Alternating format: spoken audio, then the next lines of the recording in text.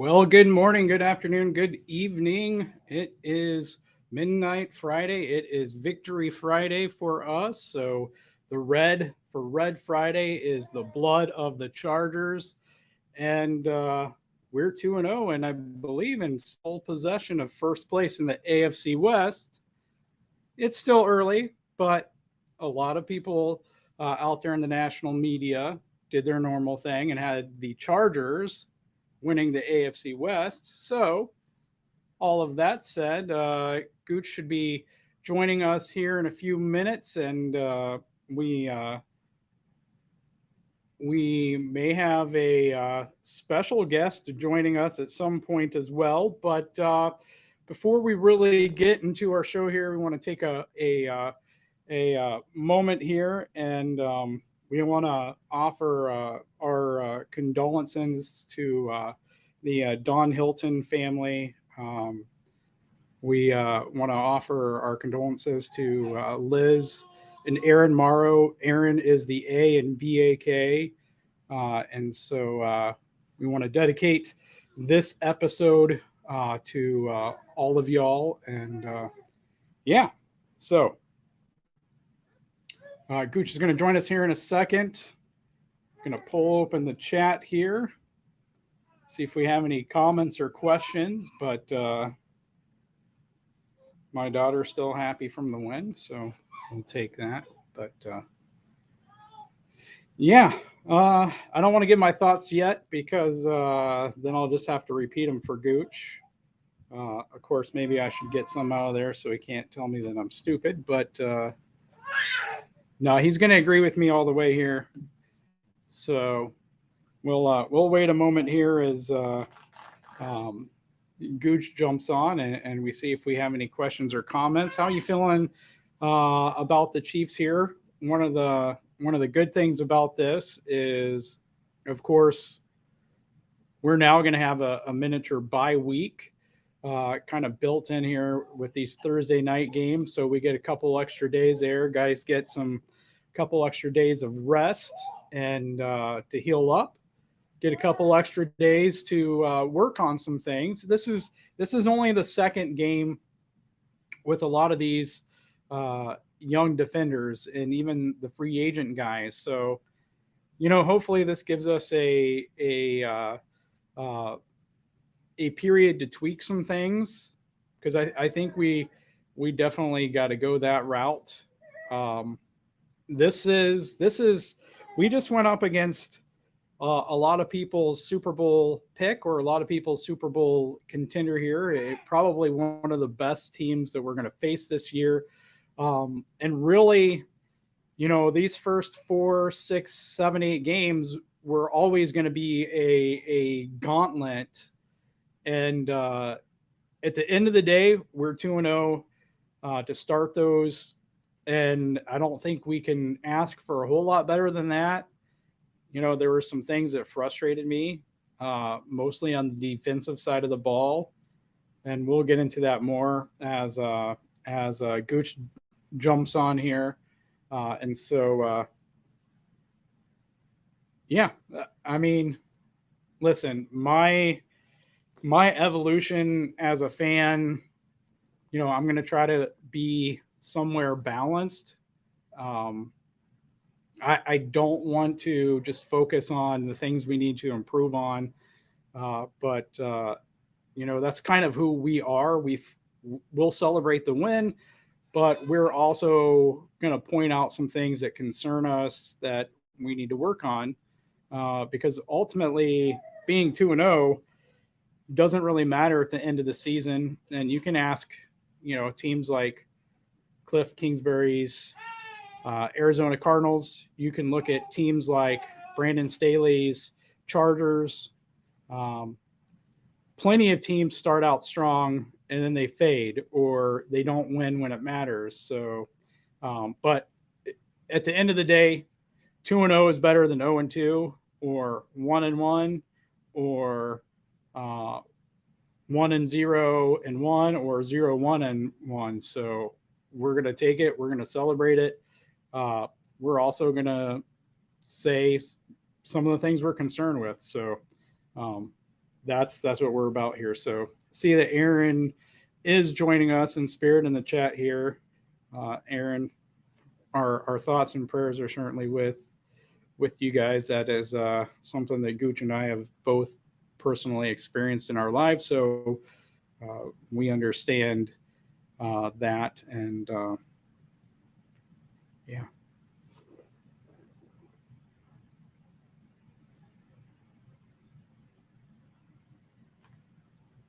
Little moment of silence there. Oh, I want to throw this out. This just came in the mail the other day. Pick this bad boy up from Jaden's jerseys. You can find them on Instagram and TikTok. Um, if you don't have either one of those, you can get his email or you can send him a text. So if you don't have Instagram, if you don't have TikTok, feel free to reach out to us, and we'll figure out a way for you to get Jaden's contact information so you can place an order through him for any of your jersey needs: NFL, NBA, MLB, and college football and basketball. This awesome black Patrick Mahomes jersey here. So I still have my Jason Dunn jersey. It's on the back of my chair here. So Jason, if you're watching, we're still repping you. I still wear it, but I just got this from Jaden, and I wanted to get it on tonight and get it on camera. So that's the deal. So yeah, as Aaron said, we are undefeated and leading the division, and so we're certainly going to celebrate that because there was definitely a possibility that we were 0-2 after these two games. These were quality opponents, and at the end of the day, you know what? Maybe we got a little lucky in some situations in this game. The Chargers had some plays to make that they didn't make. The Chiefs made some plays that they had to make. And so, end of the day, you know what? We're gonna celebrate being 2-0. These were quality opponents. Like, these were good teams. These were, well, I almost said these were playoff teams, but the reality is the Chargers missed the playoffs because their coach called a timeout.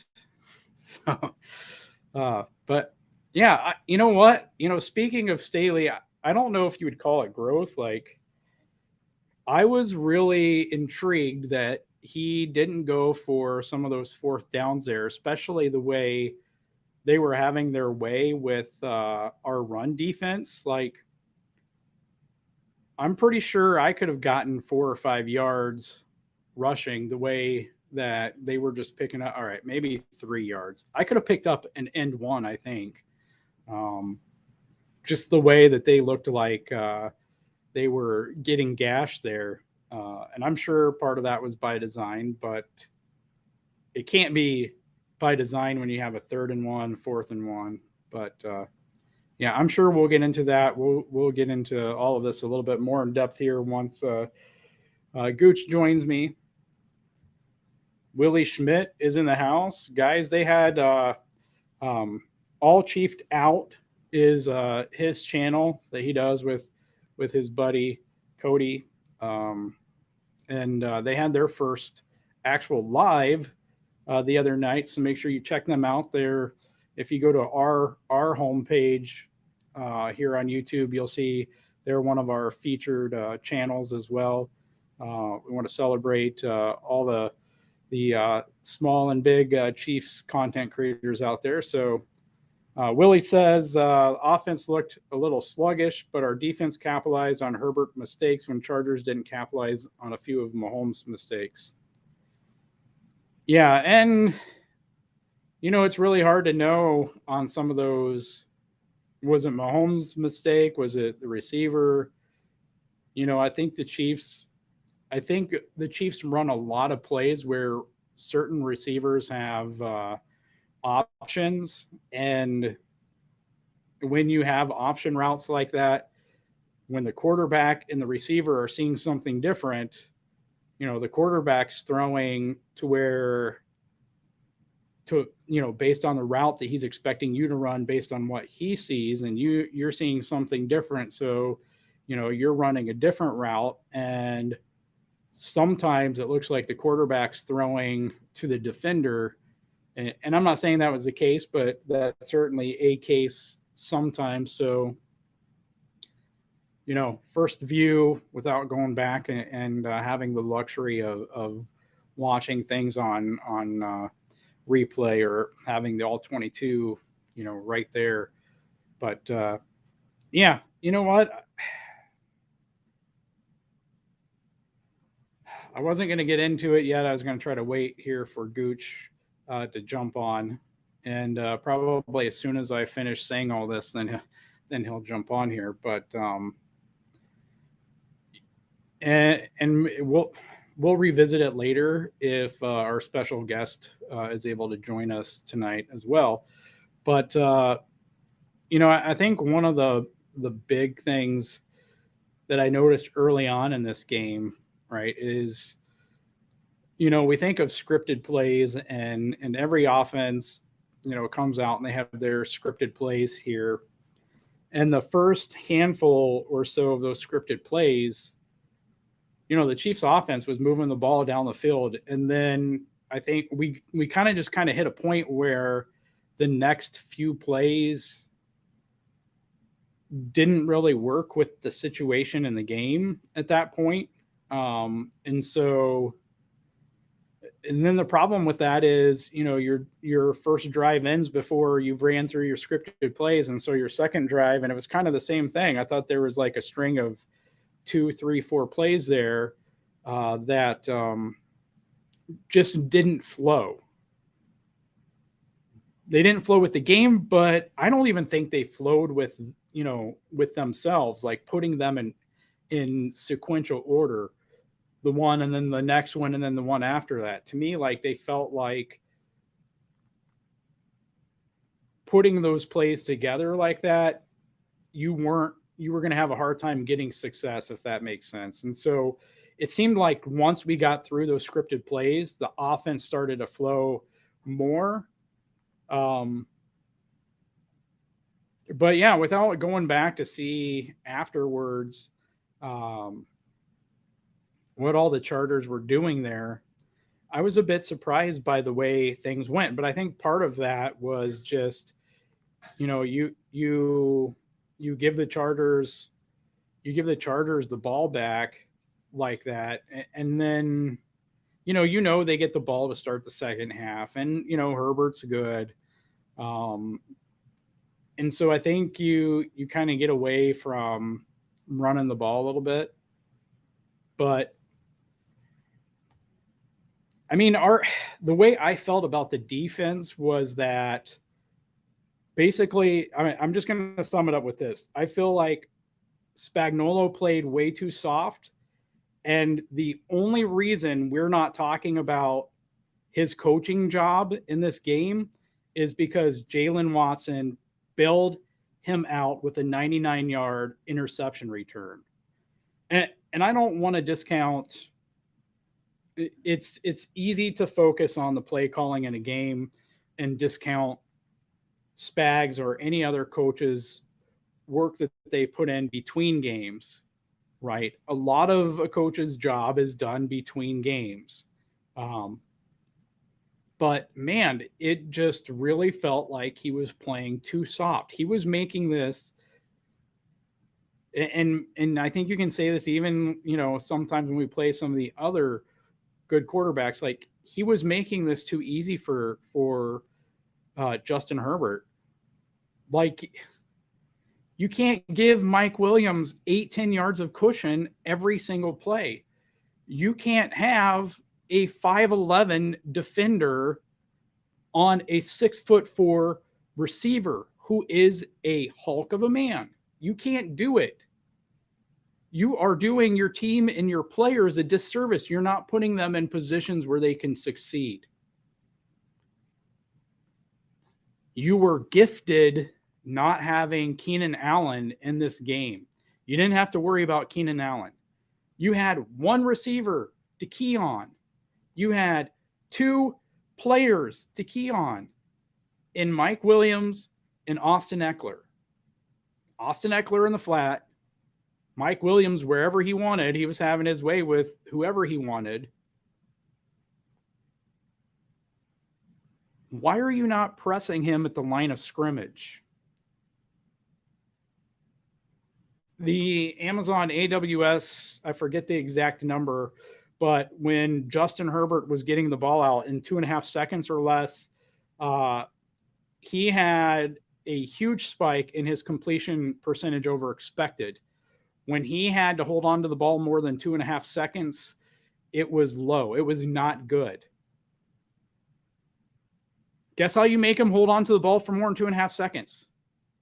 You jam Mike Williams at the line of scrimmage. You bracket him. You force him to go through his progressions. You have someone on Eckler because you know he's looking to go in the flat if he has to. So you make sure that he can't rely on those two players. You pick any other Chargers receiver or tight end, and I don't care if they beat you. But you don't let Mike Williams have his way with your defense the whole game. You don't let Austin Eckler have his way with your defense the whole game. And so that just utterly pissed me off the whole game. Like, that interception changed what we were talking about. We went from, we're here to celebrate a win and we're happy, we're 2-0. If Jalen Watson doesn't get that interception after the Chargers march down the field, it's a totally different conversation we're having right now. And we're talking about, why was Spagnuolo playing all this zone? Why was he playing, giving up all this cushion? There was a crucial 3rd and 2. I don't remember where it was at early in the game, I think. There was a crucial 3rd and 2. And our cornerbacks are playing in zone. They're 8 yards off the ball on a 3rd and 2. They had no chance. I was just flabbergasted. I got every kid's asleep here except for one, so I got to be careful here. But it just pissed me off. But a lot of people are going to say, well, we won. Jalen Watson got the interception return. Awesome for him. I'm super excited about that. It was an awesome play for him. I don't think it was necessarily a bad throw by Herbert. Like, from the angle I saw, Jalen Watson should have been boxed out on that play. He shouldn't have been able to get around the receiver and get that ball, and he did. And he took it 99 yards. I believe I saw that was the longest touchdown scored by a rookie in the longest game-changing touchdown scored by a rookie in the 4th quarter in NFL history, I think, is the exact stat there. So, I mean, it was an awesome play. Chris Jones had some big moments, some big plays there. George Karlaftis, I think you saw the impact that his motor has on a game. There is no more where a quarterback can, get away from one person and then take his time to look for his receivers, because he knows that George Karlaftis is there somewhere and he's not giving up on the play. I don't really remember any play where we had busted coverage by the secondary. So, kudos there. And like I said, with a mini bye week, I think it's only going to help these guys. They're learning. There's going to be some great stuff on tape for things to get tweaked, corrected. So I think that's a good thing going into game number 3. And while we're talking about Watson, let's jump to the other side of the ball. We actually got to see a Justin Watson regular season touchdown. Just a beautiful pass, unless you ask PFF, probably. A great catch, a great route. I'm left wondering though, where was our receiving core for a good part of this game? Like, I don't know. One of the things that I wonder about, and I forget the game now last week that I wondered the same thing. Oh, the Rams and Bills game. One of the things that I wondered in that game was, anytime you have teams that you expect you might see in the playoffs, in that case, there's a possibility that they could match up again in the Super Bowl. But when you have, when you play those kinds of games, and in this case, we're going to play the Chargers at least twice, there's a possibility we could play them 3 times. We could see them in the playoffs. And so the first time around, though, you don't want to show too much. Was that what this was on both sides of the ball? We felt that we could do certain things good enough to win, that our players, that we had some advantages there, that we didn't have to show everything. Would we have emptied things out? I don't know. I don't know if Spags was being nice once Herbert got hurt, because he did the exact opposite of what I would have done. I would have, after he stayed in the game, I would have blitzed the hell out of him. Because, one, I have a good feeling that if I blitz him every single play going forward, somebody's getting free every time. And even if he gets the ball out, he's going to end up on the ground again. And every time he ends up on the ground again, he's going to wince again. And then the next time he gets in the huddle, the next time he's hiking the ball, he's going to remember, going to flinch a little bit, going to throw him off his game a little bit. I don't know. But what I'm not going to do is basically go into prevent defense and make life easier for him. I'm going to stop my rumblings here, because I'm just going to get more animated, and I don't need to wake up my family here. So I'm going to jump in to the chat here as we wait for Gooch to jump in. Hefe, good to see you, Hefe. Julian's with us. Good to see you. Julian says, I think we should adjust the coverages for the secondary. Let me see here if you added on to that.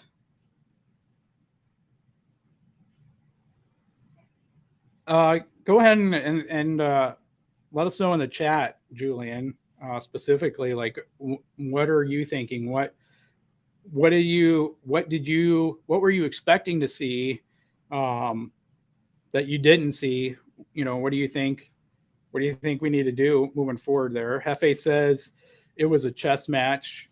Yeah, I mean, again, that's the thing, is the Chargers are a team that you expect you're going to see in the playoffs, right? So, and you're going to have to play them again, and you're going to be playing them,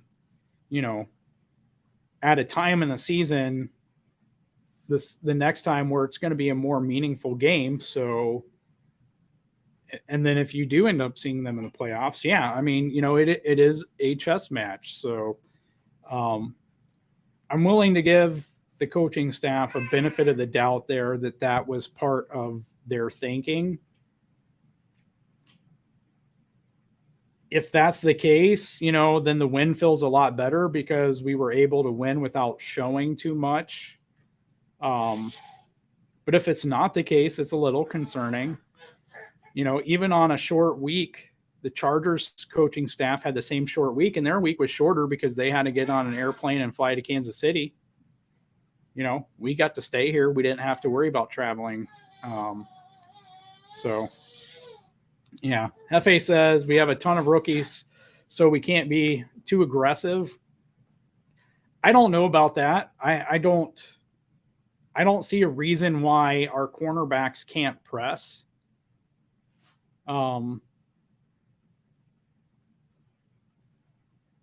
I mean, you have to have a plan. What would think about this? If Keenan Allen plays in this game, then what do you do? Like, in a sense, we were gifted only really only having to focus on Mike Williams and Austin Eckler. There were some guys that stepped up and made some plays, but it was mainly these two guys. We had a lot more receiving depth, and did we really see that play out in this game? We had all of these guys catching passes last week. What did it look like, this week? And kudos to the Chargers defense. They play aggressive, they play quick. Seemed like, Derwin James was all over the field. So kudos to him. Kudos to Mike Williams, because even with Snead, with the defensive pass interference in the end zone there, Mike Williams made one heck of a one-handed catch. And you know what? It was a perfect play by him. It was a great throw by Herbert. Herbert made some perfect throws in this game, including that last touchdown. So tip of the cap to them, kudos to them. Great throw there by Herbert there with a minute and 15 seconds or so left, especially with the rib injury or whatever it was. Even if we were playing soft, even if we were making life easier for him there, he still made the throw he had to make. The receiver made the catch he had to make. And that Mike Williams one-handed catch in the end zone with Snead holding him back and all of that. I mean, kudos to those guys. They made the plays they had to make. So, sometimes you just tip the cap to them. But for me, overall, I thought Chris Jones and Furious George really brought the pressure there. I thought run defense looked horrid. And where was Frank Clark? And maybe he has lingering effects from COVID, but if that's the case, why is he playing? You know what I mean? Like, how bad here do the guys on the depth chart behind him have to be if we're going to make excuses for him and he's not getting it done? And the decision is that Frank Clark at 50, 60, 70, whatever percent is that much better than these guys. So, yeah, I don't know. There was also some sloppy tackling there by players who aren't rookies, right? Willie Gay comes to mind as someone who just completely ran and slipped past a tackle or two. It was sloppy. Which I hate to see. I don't know if it's because guys were tired. You have the short week there. Guys are tired. Guys, I don't know. It's one game. Hopefully we don't see it, in the next game or the game after that. I'd be more concerned in the next game because like I said, we have an extended, a miniature bye week basically. So extended time off to rest, extended time to work on things, work on fundamentals, all of that. So I think Julian here is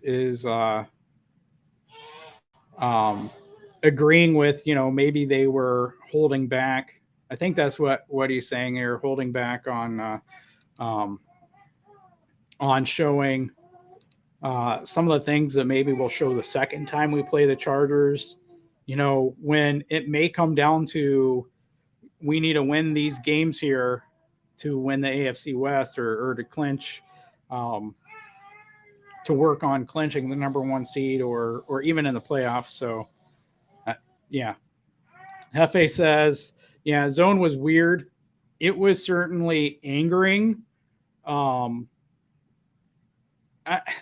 I said, Justin Herbert, when he was getting the ball out 2.5 seconds or quicker was much better than Justin Herbert if he had to hold on to the ball more than that. And the easiest way to make him hold on to the ball was to make sure that Mike Williams wasn't getting a free release with, someone in zone 10 yards behind him, especially on 3rd and 2. That's what pissed me off the most. 3rd and 2, And you might as well take the defense off the field at that point, because what you're saying is, we're going to give you the first down.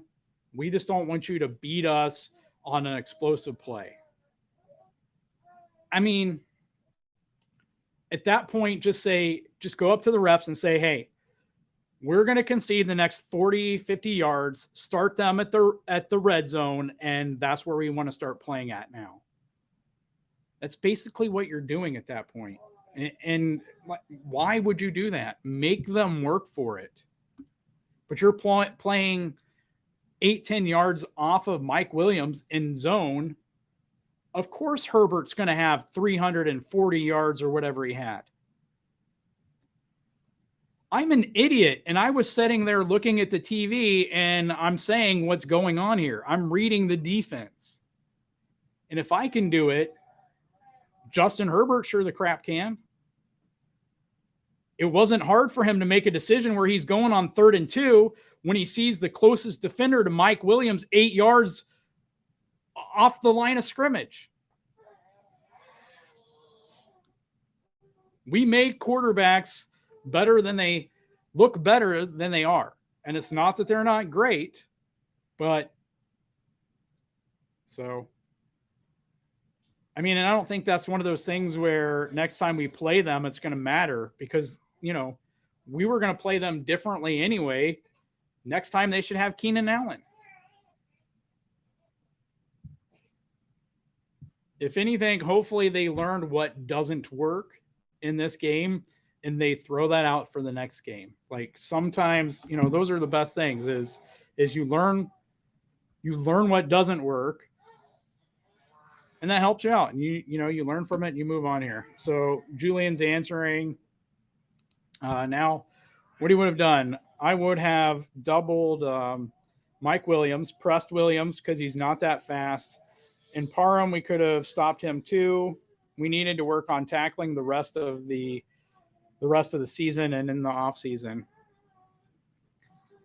It seems like this has been a Steve Spagnuolo coaching weakness since he's been here, tackling. And I swear we went out and got guys who came from teams that could tackle, and then they got here and they were worse. So I'm not sure if it's a technique thing or what, but it seems like our coaching staff has struggled the whole time he's been here with tackling, either teaching guys tackling, keeping their technique fundamentally sound, whatever it is, you know. I don't know. It's been frustrating though. And my daughter agrees, if you can hear her there. She can hear me talking about Spags in the defense.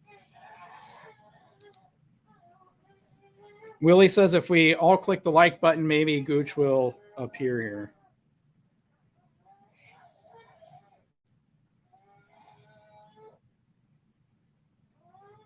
Maybe if I send a text message, he'll appear here. Anyway, yeah.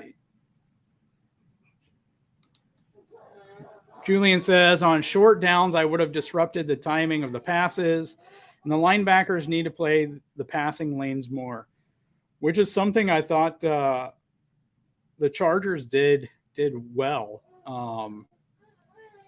You know, it seemed like, and I'm going off of memory here, so I could totally be wrong on this, but it seemed like they did a great job of gumming up the middle, and they were playing deeper on the outside. In my memory, they had the middle gummed up, whether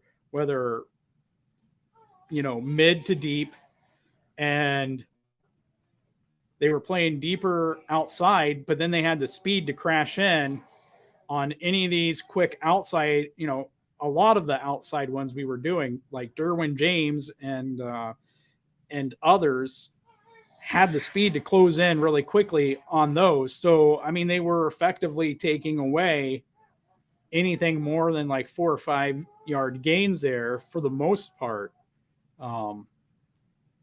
But, the running game certainly seemed to work most of the game. We got some good screens in there.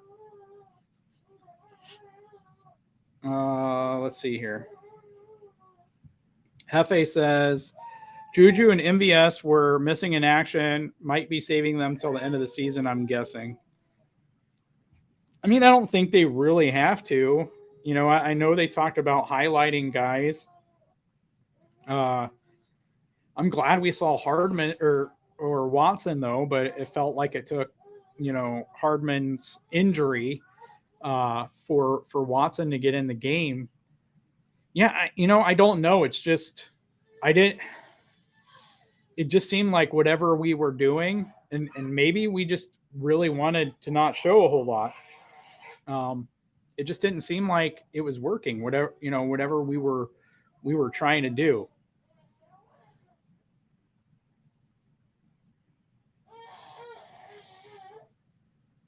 Which reminds me, I think there are a few plays on offense that kind of irked me, but one of the ones that sticks out the most is it was like a 3rd-and-1 run.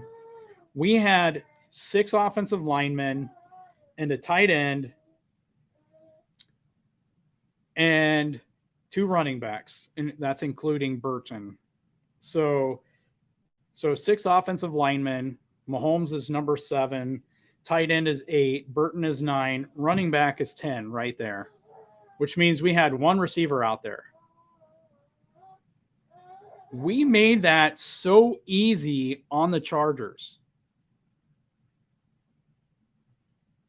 Sure, you have a tight end out there who could go, could go out. It could theoretically, it could be a pass play, but until you show them anything differently, why would they play it anything other than the run? You have one receiver to cover on that play, and you hand the ball off, and of course the Chargers stop it. Like, you have to make them think that it could be pass. You have Patrick Mahomes as your quarterback. You have 3rd-and-1. You have 6 offensive linemen, a tight end, a fullback, and a running back. That's 10 people, 1 receiver. They key in on the run, and they stop the run. I think someone smashed Burton on that play, and then they smashed the running back. I don't remember who it was on that particular play, if it was McKinnon or if it was Pacheco or whoever it was. But if you're going to throw out a look like that on 3rd-and-1, where it clearly looks like you're going to run it, why isn't this the play that's actually a play action? You got a tight end out there. You got a receiver out there. Burton can catch something. All 3 of those running backs, whether it was Clyde or Pacheco or McKinnon, they can all catch something. You can have Burton run a flat over this way off of a play action. He blocks and then he goes out. You can have the tight end run something. There's a lot of things you can do, but if you tell the Chargers defense they're too good for that, if you tell them it's a run play, they're going to key off on it. And that was a crucial early 3rd down that we had to punt the ball back when our defense wasn't looking that great as far as stopping the Chargers from marching up and down the field at that point. Anyway, Gooch is with us here, so I'm going to let Gooch talk here for a few seconds, and we'll go on and hit some more chat after that. Gooch?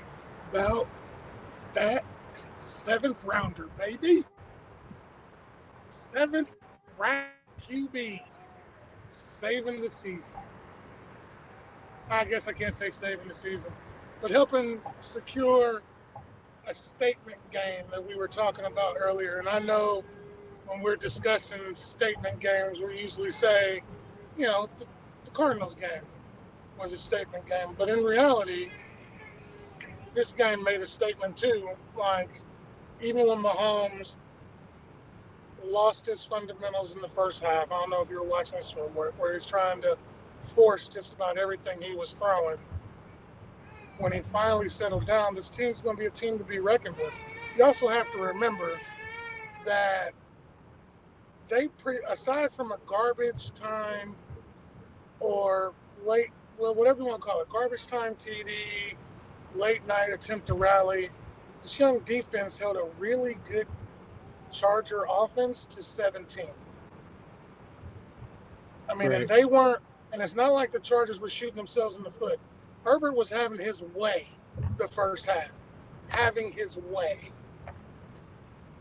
So, I mean, there's things you can look up to, but I jumped in, obviously, when Keas was talking about that third one. There were a lot of perplexing calls this game that even I was like, what the heck are you guys doing?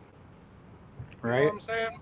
But in spite of Patrick not having his best game and somehow the coach is not remembering how to coach until after Watson, all in all, I think, I mean, to be 2-0 after, if you look at the schedule, it's a murderer's row the first, 7 games?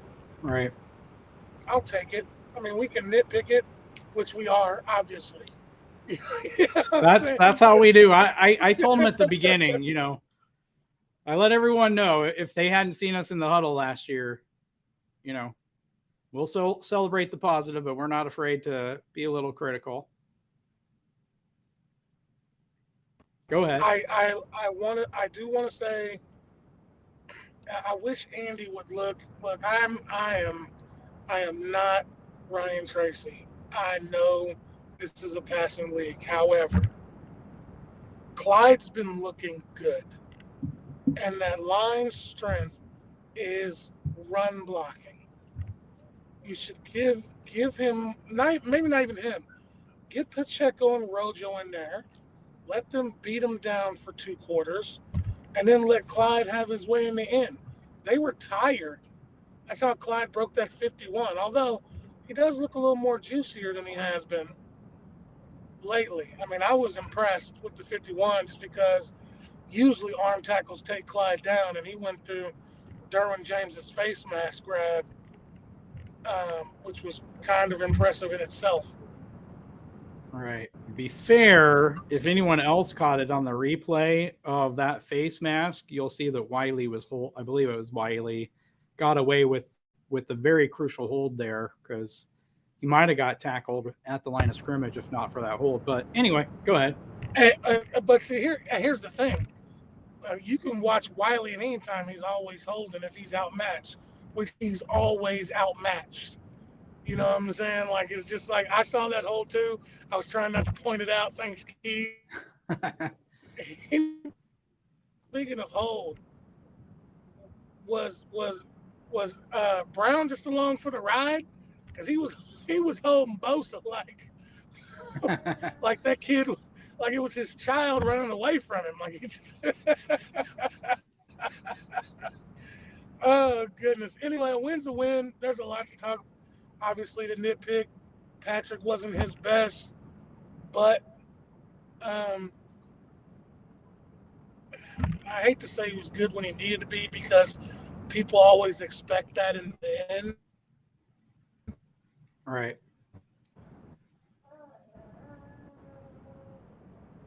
He made probably this. Watson's was the biggest play of the game, but the pass to the other Watson was pretty.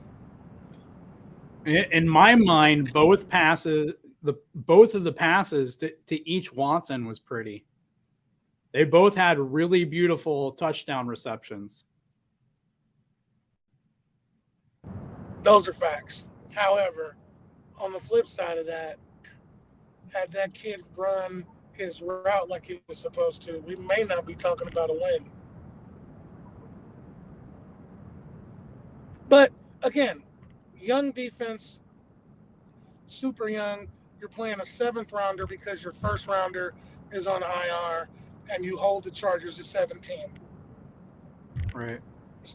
Even Spagnuolo, who seemed to be trying to throw it away all game long. We can't go there, Gooch. I already told them all of my kids are actually asleep for once, and the more I was talking about it, the louder I was getting. Oh, okay. We'll leave that for tomorrow or something. But all in all, good overall product on the field. I think people have to think about how they're going to play the Chiefs because the Chiefs aren't going to go away. They're not going to win them all, but I really think every game is going to be competitive at this rate. But I think, I don't know why they didn't get off hot because Clyde started out really strong, but then it was like almost like they forgot who they were again. Kind of like, it's oddly similar now that I think about it, almost similar to the Cincinnati games that we watched. Like for a half, what's this team on the field? This isn't the Chiefs. You know what I'm saying? And then momentum and then finding ways to win. Yeah. And it's kind of weird. I mean, you mentioned it, but it's kind of weird how we've seen this shift of, think before last season, was there any team out there that didn't want the ball first when they played us? This is the second week in a row that we've started with the ball. And last year, it seemed a lot of times teams weren't afraid to tell us, here, you take the ball first. We don't care. And, before last season, that was a fear. Teams were afraid to let us have the ball first. They didn't want to put their defenses in that situation. They didn't want to have to put their offenses in that situation. But, you're right. At the end of the day, we didn't have high expectations for the defense starting the season, right? We had high expectations for these kids by the end of the season. I said, just get to bye week. The offense has to carry this team. Just get to bye week. In some ways, we saw the defense carry this team. We can be hypercritical, and I already have been so far. We can throw out the hypotheticals here. What would have happened if Keenan Allen had played in the game? I think it's a legitimate question because I don't think we had the answer for Mike Williams, and I don't think we made adjustments quick enough.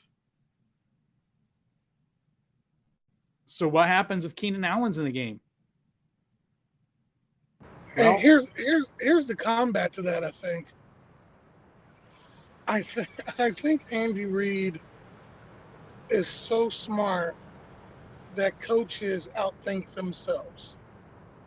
This is what I think, because you're going to Mike Williams the whole first half. He's burning us. You go away from him the second half. You know what I'm saying? And then you stop running the ball. You were controlling the Chiefs from start to halftime, basically, even though it was 10-7. You owned us, and then you changed what you were doing. Yeah. And you're right. The thing, they're kicking off to us now because there is no Tyreek Hill. So now they feel like, well, I think most of them, not all of them, I believe that Staley, I've seen Staley's pressers. He's got a healthy respect for Mahomes and Mahomes' talent. But I think a lot of people assume that without Tyreek Hill, Mahomes is average at best and that he can't read defense and stuff like that. And everybody will say, well, you can't say that. Look at the Cardinals game. The Cardinals were missing 3 defensive starters and 2 wide receivers. And their own head coach said they had terrible practice habits leading up to that game. I mean, that was pretty much a gimme when your own coach says we didn't practice well. So, I mean,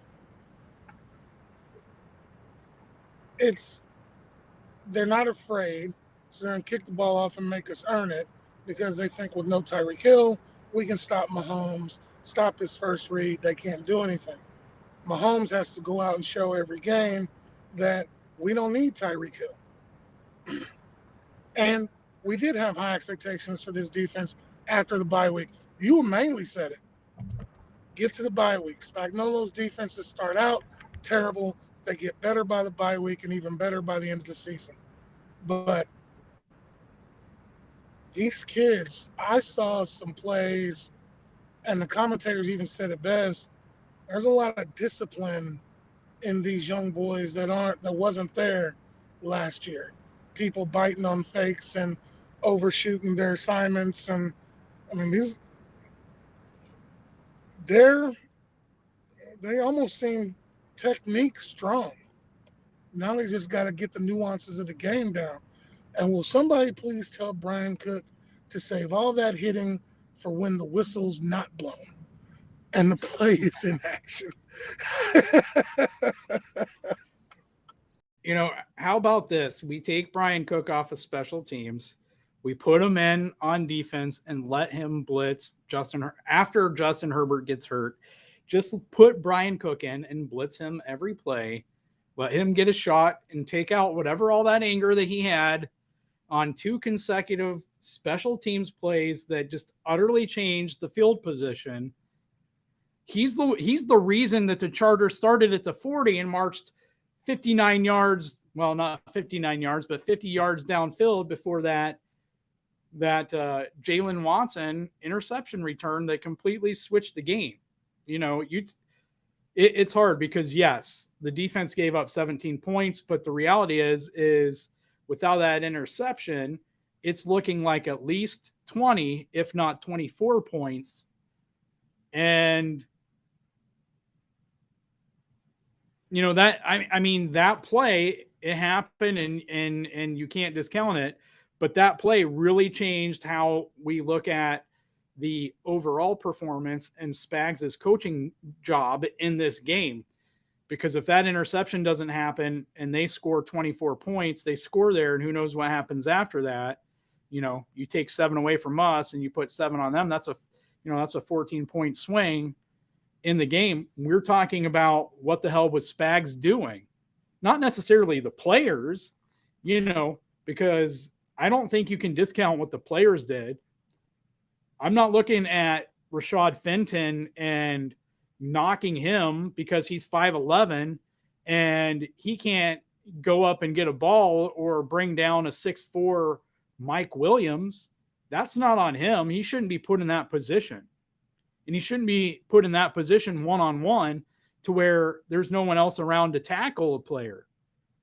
It's not on L'Jarius Sneed to go one-on-one with the 6'4" Mike Williams. Why was Fenton out there? Don't we have taller corners? I don't know. I don't think that Fenton necessarily did a bad job in the game. I just think that the decision to play so soft, and especially to not make Mike Williams earn it, it was mind-boggling. And I think back to your point about Staley, I think you said something about, coaches outthinking themselves. I think the thought was you're going to make the proper adjustments. Staley knew what Spags' adjustments should have been.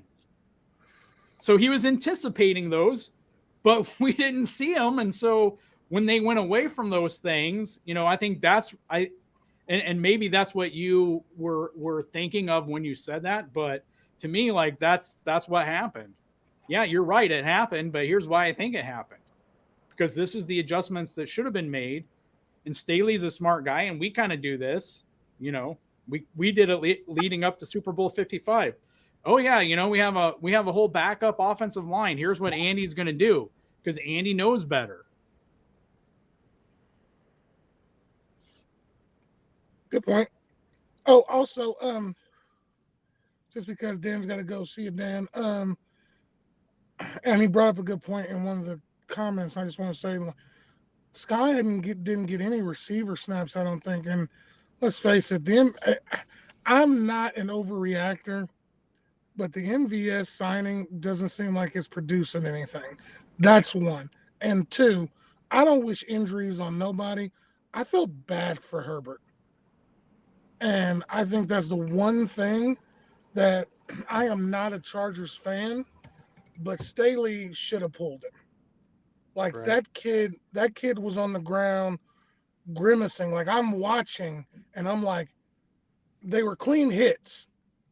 They didn't land on him. They're both him and Frank and Dunlap and all them. When they hit him, they didn't fall on him. They made sure to let go before he hit the ground. But I'm watching and I'm like, this kid can't throw. he can't. I mean, he threw it obviously, but that 3rd and 1, he could have crawled for that first down. Right.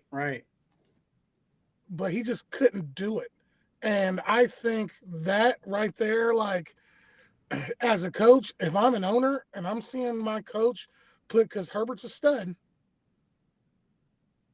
if you're putting him in that kind of harm's way with 3 minutes left and you've got Chase Daniel back there and you're still like, and you don't think at this point that Chase Daniel is a better option just for this moment because the kid's in that much pain. He couldn't even sit straight up on the bench. Something's wrong. What if you would have left him in there and Frank or, God forbid, Chris Jones hits him again? You know what I'm saying? And does some real damage. Your season's lost without that kid. Yeah. I mean, and I don't go ahead. I don't want to make this a Chargers chat, and I'm sorry. I just want to put out there, like, I know there are some ignorant Chiefs fans out there that are happy that he got hurt or whatever. I don't want to wish that on nobody. These are grown 300+ pound men running 4.5 seconds of 40. I mean, it's like having a tree slammed into you. You know what I'm saying? I don't wish that on anybody. And that kid was in a lot of pain. And so I just want to kind of put my get better, Justin. The games aren't going to be great unless you're in them. But also remember that one game is not worth your career. You know what I'm saying? That's all. That's all I wanted to put out there. Yeah, and it's funny that in week 2 they were coaching, that was a decision between the two of them as if, this was week 16 or week 17 or week 18, that they're treating this like the season is on the line. And, I don't know, between the two of them, ultimately it should be the coach's decision. I think as a player, you still have to have some responsibility in taking care of yourself as well. But, yeah, but like you said, as these guys are all alpha males, they're going to be in there to play. It's your job as the coach to be like their father or whatever and be like, you know what? Live to fight another day. You know what I'm saying? Like, if we lose this one, it's one game. The Chiefs aren't going to go undefeated. Nobody's going to go undefeated. It hasn't happened in 20, 30 years.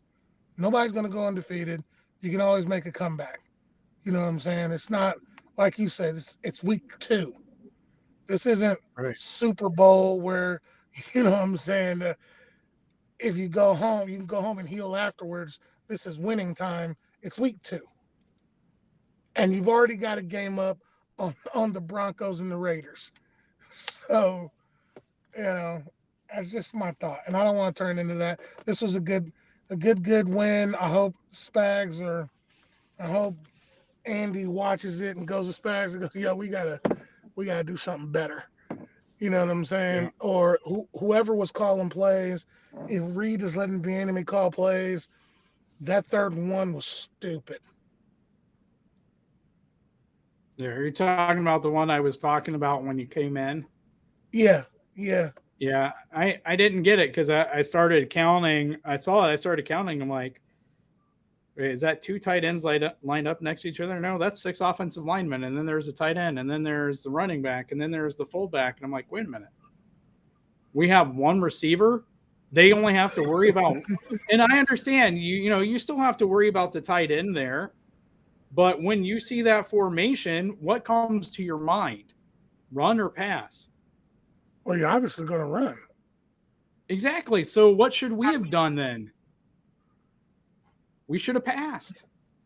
Yeah, I would have. And then the next time we go out in that formation, then defenses have to think twice.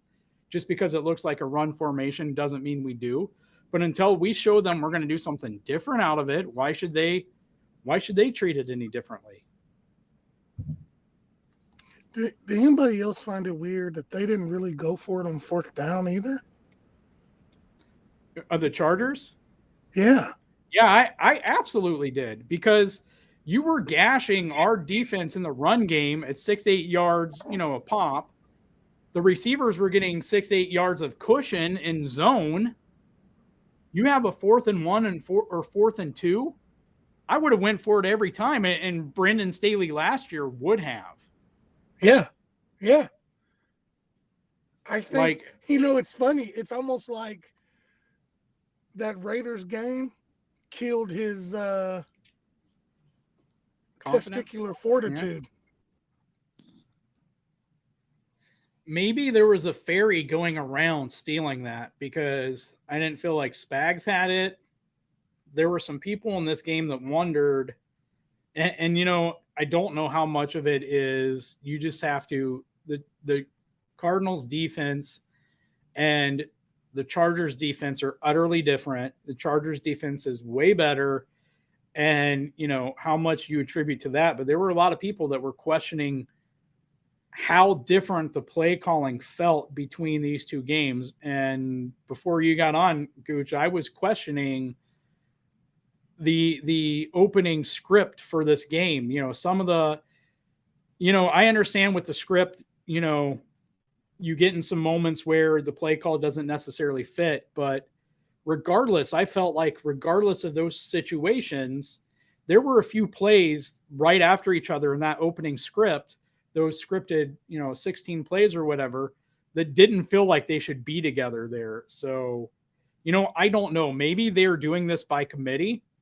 because it seems like they're doing that with the running backs. Like Clyde, you get the first series, Pacheco, you get the second series, McKinnon, you get the third series or whatever.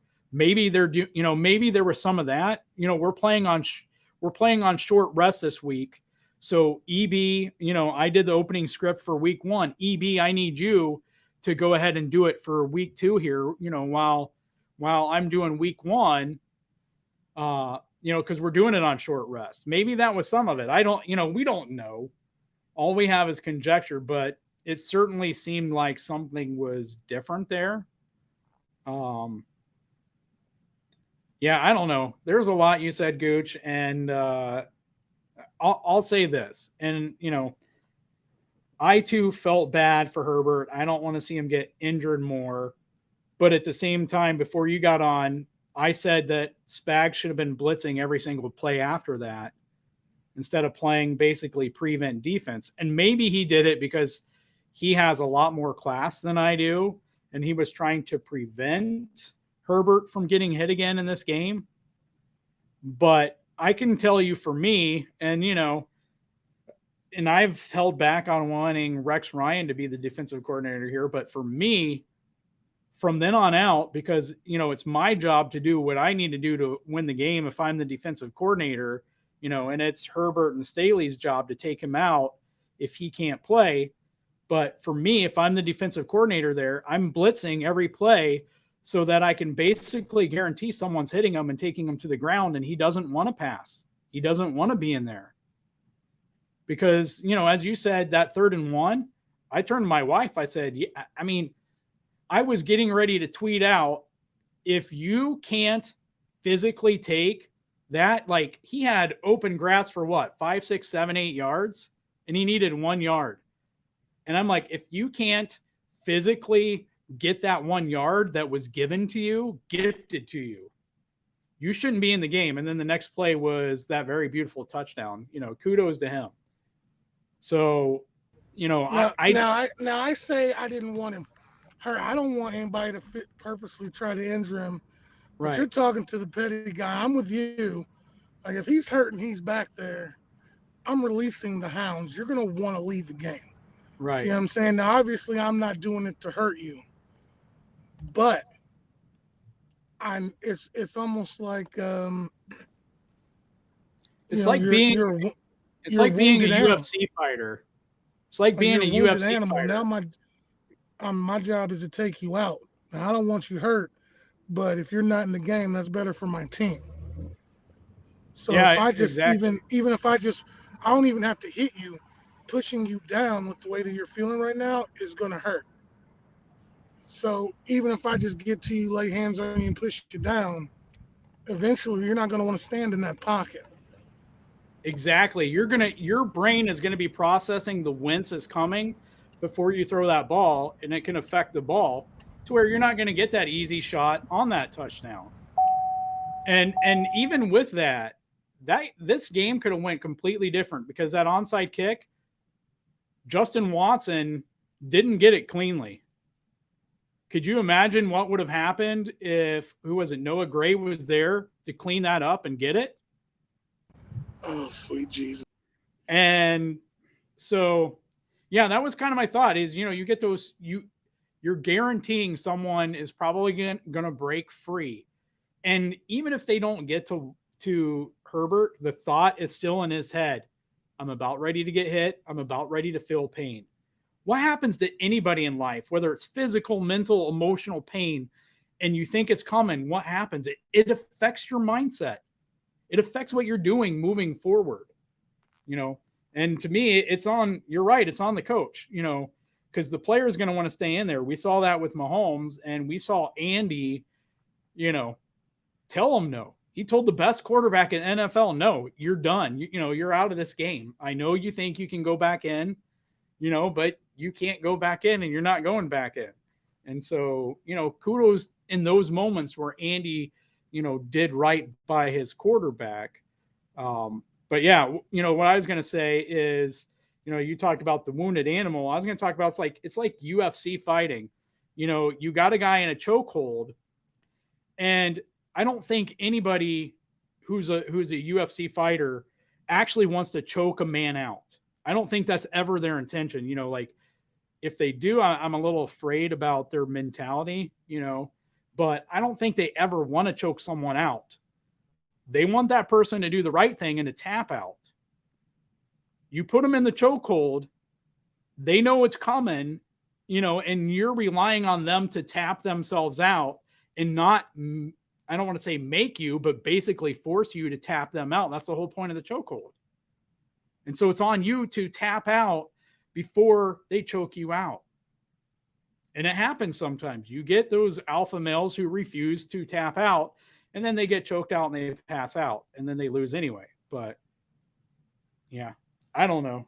I think at the end of the day, people probably aren't going to talk about that. They're just going to talk about how the story of the game is going to become how Justin Herbert toughed out this injury and led the Chargers on a crucial 4th and 1 touchdown and nearly came back and won this game on the road. So, and we just lost Gooch for a second, but yeah, here's what I was going to ask Gooch before he dropped out of here, and he's back. He's back, so I'll wait here. But here's what I was going to ask Gooch, and he's back, so I'll ask him. Gooch, which pass do you think is going to have the better PFF grade? Mahomes' touchdown pass to Justin Watson, or do you think Justin Herbert's going to get a better grade for his passing touchdown to Jalen Watson? Well, I'm going to plug someone here, and if you haven't had a chance to check out my boy Cole on How About Those Chiefs, he did a whole video on the PFF and how they grade, and even talked to one of the PFF guys who said he didn't even understand how Mahomes was rated 8th. And I'm just going to say that because of the Mahomes hatred, the so ready to tear him down because he's won so much, Justin Herbert's throw to, is it Jalen Watson? Right. Justin Herbert's throw to Jalen Watson will give him a grade of 92. And Mahomes' pass to Justin Watson will get him a 63. So but before we move on, I do want to say one thing, and I want you guys to mark it down because it'll be the only time you ever hear me say it on this channel. I want to say thank you to the Los Angeles Raiders, because the end of that game, I think another reason why he was hurt is because the Raiders beat his behind last week. We weren't the only ones to get to him. The Raiders got to him plenty and put him on the ground. I mean, they were in that game. They shouldn't have been in it. And the Raiders shouldn't have been in it, but they were busy laying hands on Herbert. So I'm going to say thanks to the Raiders. They probably saved us that game too from when he got hit too many times and got hurt. But yeah, that's it. Yep. Justin Herbert's pass will be rated higher because it'll be a higher difficulty. Now, Even though that pass from Mahomes was off one leg, moving forward, and was an absolute dime.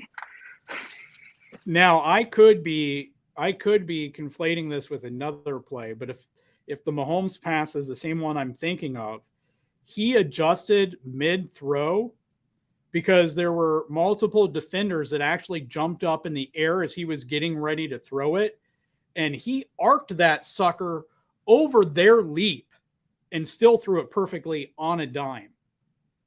Unless I'm thinking of a completely different pass. Nope, there, and throw. I could be, but that to me that was the most impressive part of that pass because he was getting ready to throw it.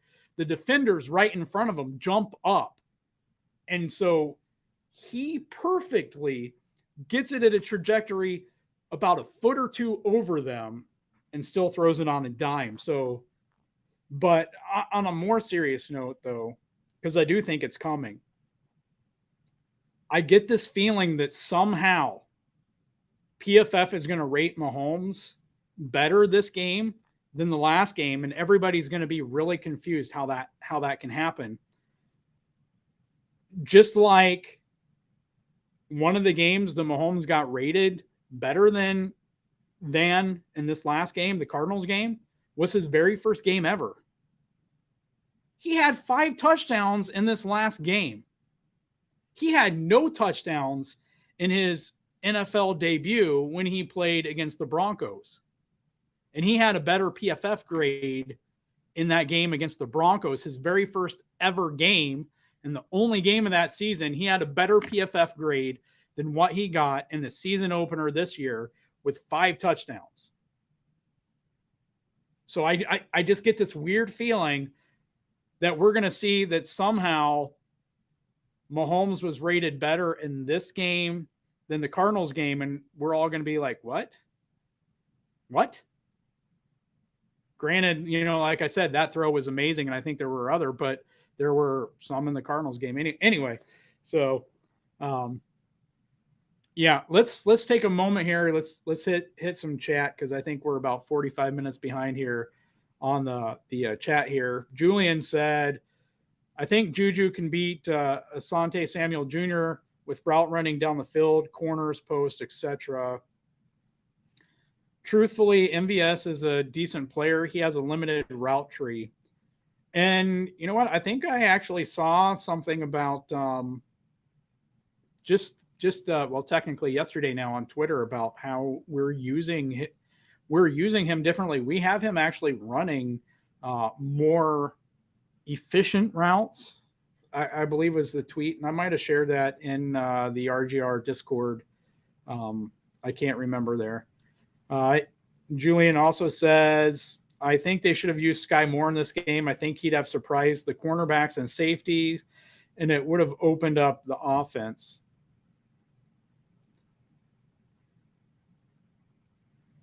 So I got those from Julian out of the way here. Go back and hit some of the other ones. Hefe points out Frank Clark had a couple of tackles. Yeah, I just didn't really remember him in this game, and I didn't remember him really having an impact in this game. Gooch, you can correct me if I'm wrong. I don't remember it. There were I remember Dana on the play, on the trick play that the Chargers ran that was kind of befuddling. You had all this momentum, and then you have a lateral throw to a receiver who then tries to throw another lateral horizontal throw that nearly, if it hadn't been Mike Dana there, if it'd been like Willie Gay or something, or Bolton, I think it gets picked off easily, but it's Mike Dana there. So it's not an interception. I think of a couple run plays where Jones and I think Noddy, was there. And as I said earlier, I think Karlaftis was making life miserable for Herbert because he had a constant motor, and Herbert knew, he only had so much time because he knew he had one defender at least who was going to be running around trying to tackle him, sack him. Who do we play next? The Colts? I think we play the Colts next.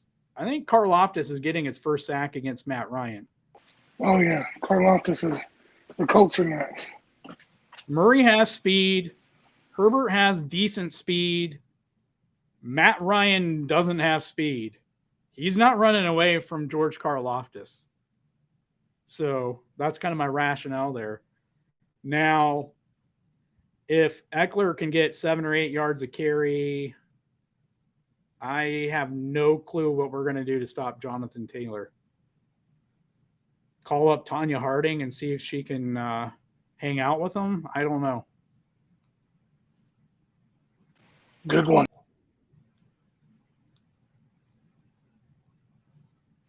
Not sure who we're talking about here, Jalen. He's not, Julian, he's not disciplined enough with me to have a consistent defense. I don't know if we're talking about Spags here. Staley, Gooch. I'm not sure which one of those three or someone else we're talking about. Let's see. Maui is with us, or Maui was at some point. Well, Gooch is a given, so there's got to be somebody else. Maui says, yes, I noticed they were definitely cramming up middle passing lanes. Yeah, I mean, I don't know about you, Gooch, and I don't think you were here for this, but it seemed to me that they did very well. The Chargers defense did very well at, middle of the field, medium and deep, just really plugging those up in zone. And then they were good outside deep, and they had enough speed that they could crash in towards the sidelines to where we can only get 3 or 4 yards. We were trying to run flats with tight ends and fullbacks and, whatever. Outside of like Clyde, for the most part, they were really limiting what we were doing on those plays to where we really didn't have a whole lot in the passing game.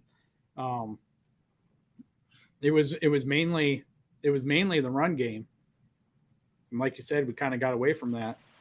Well, and see, a lot of it is, first of all, the running was working.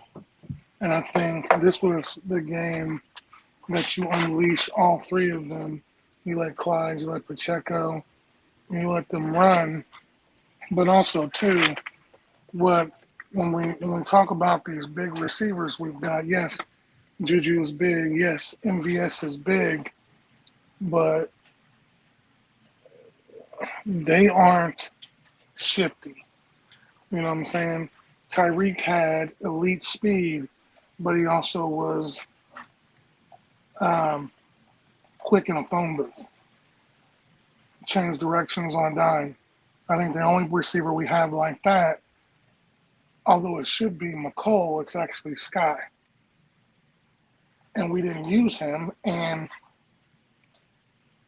the Chargers have a really good secondary. Derwin James isn't the highest paid safety in all of football because he looks good. The guy is a baller, and he's quick. Right. He's also often injured, but when he's on the field, he reminds me of a Eric Berry. Smart, quick, you know what I'm saying, reads and diagnoses well. And then J.C. Jackson is a great corner, you know what I'm saying? So already, Derwin James can take one half of the field, J.C. can take the other half, but they're quick. They change directions easily. And our guys, as big-bodied and run through tackles and stuff like that, it's hard to do when you've got somebody in your hip pocket and who's not afraid to hit you. Yeah, and again, I'd have to go back and look at this, but on memory, I don't remember them having Derwin on Travis. Like, he wasn't guarding him. He was playing zone 5 yards behind where he knew Travis was going to be setting. And what he was doing was reacting and getting there either when Travis caught the ball and was jarring it loose, or he was tackling Travis immediately a lot of those times. And, again, I'd have to go back, when they put the all 22 out to actually look at that closely. But my memory of that was he was in a position that he was reacting. He wasn't in a position where he was busy guarding having to actively defend anyone. He was reacting, and he was reacting quick, whether it was Travis, Noah, or anyone out on the flat or whatever we were doing. So Right. Well, what the Chargers did was they took their best defender, because J.C. Jackson's only done it for 1 year, as far as I can remember. So you take your best defender, but you don't have him following your best player. Because Travis, even at 33, has a lot more stamina and energy than most safeties, and he'll just run you into the ground. You can watch him. Like, people give Tyreek all this, oh, he runs so many yards. Okay, but Tyreek runs so many yards vertically. Travis puts in the same amount of yards horizontally, back and forth, trying to find soft spots in the zone, running in circles and stuff like that. So instead of having Derwin follow him the whole time, they basically had Derwin play almost like, I don't want to say center field, but almost like almost kind of like a second corner, a spy on Travis Kelce. all right. So he had, because we know Mahomes isn't going to run, so you use a spy on their best player, and you stay around Kelce, but never in his hip pocket, so you don't have to run as many yards to follow him. You just be in the area that he's in to make the quick tackle or the quick breakup or whatever. He seemed to be everywhere. They did right by him this game playing the defense the way they did. And I think a lot of that also kind of befuddled Mahomes, because now it's different. Like, people, they'll play the too high shell until they realize Mahomes knows how to play it.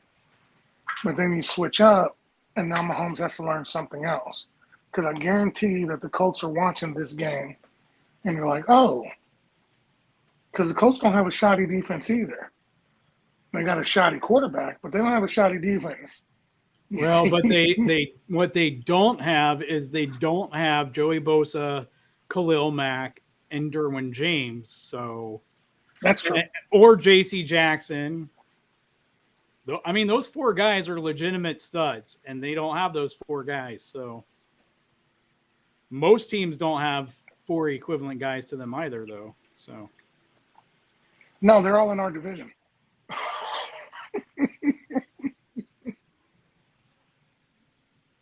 Anyway, go on.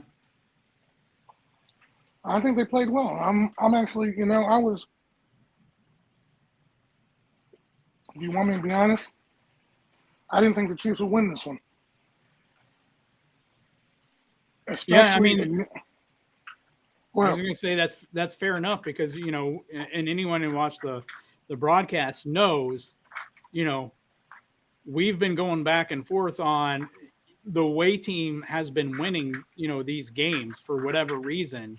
The Mahomes and Herbert matchups, the away teams have been winning these games. So, and I really I wasn't worried about the defense, because in my mind, the defensive players were fast enough that they would keep it close.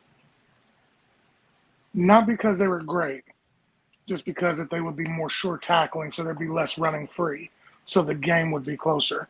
What I was more nervous about is the fact that, and it's the one thing you and I had discussions about all summer, Orlando is not good with speed rushers. He is good with power. And Joey Bosa and Khalil Mack are both. Mm-hmm. And then you have Andrew Wiley on the other side, who really is just a swinging door at tackle. And I was like, I was more concerned that Mahomes was going to be picking himself up off the ground 15 times. Right. You know what I'm saying? I had visions, and I like Orlando. I do. Do I think he's elite? No. Is he very good? Okay, I'll give you that. You know what I'm saying? But against speed rushers, he's mediocre at best. You know what I'm saying? And that's not down in the man. It takes a lot to play tackle in this league. I understand it. I don't have the talent to do it. You know what I'm saying? But when you compare him to Taylor Lewan or the kid in Indianapolis. I know his name any other time.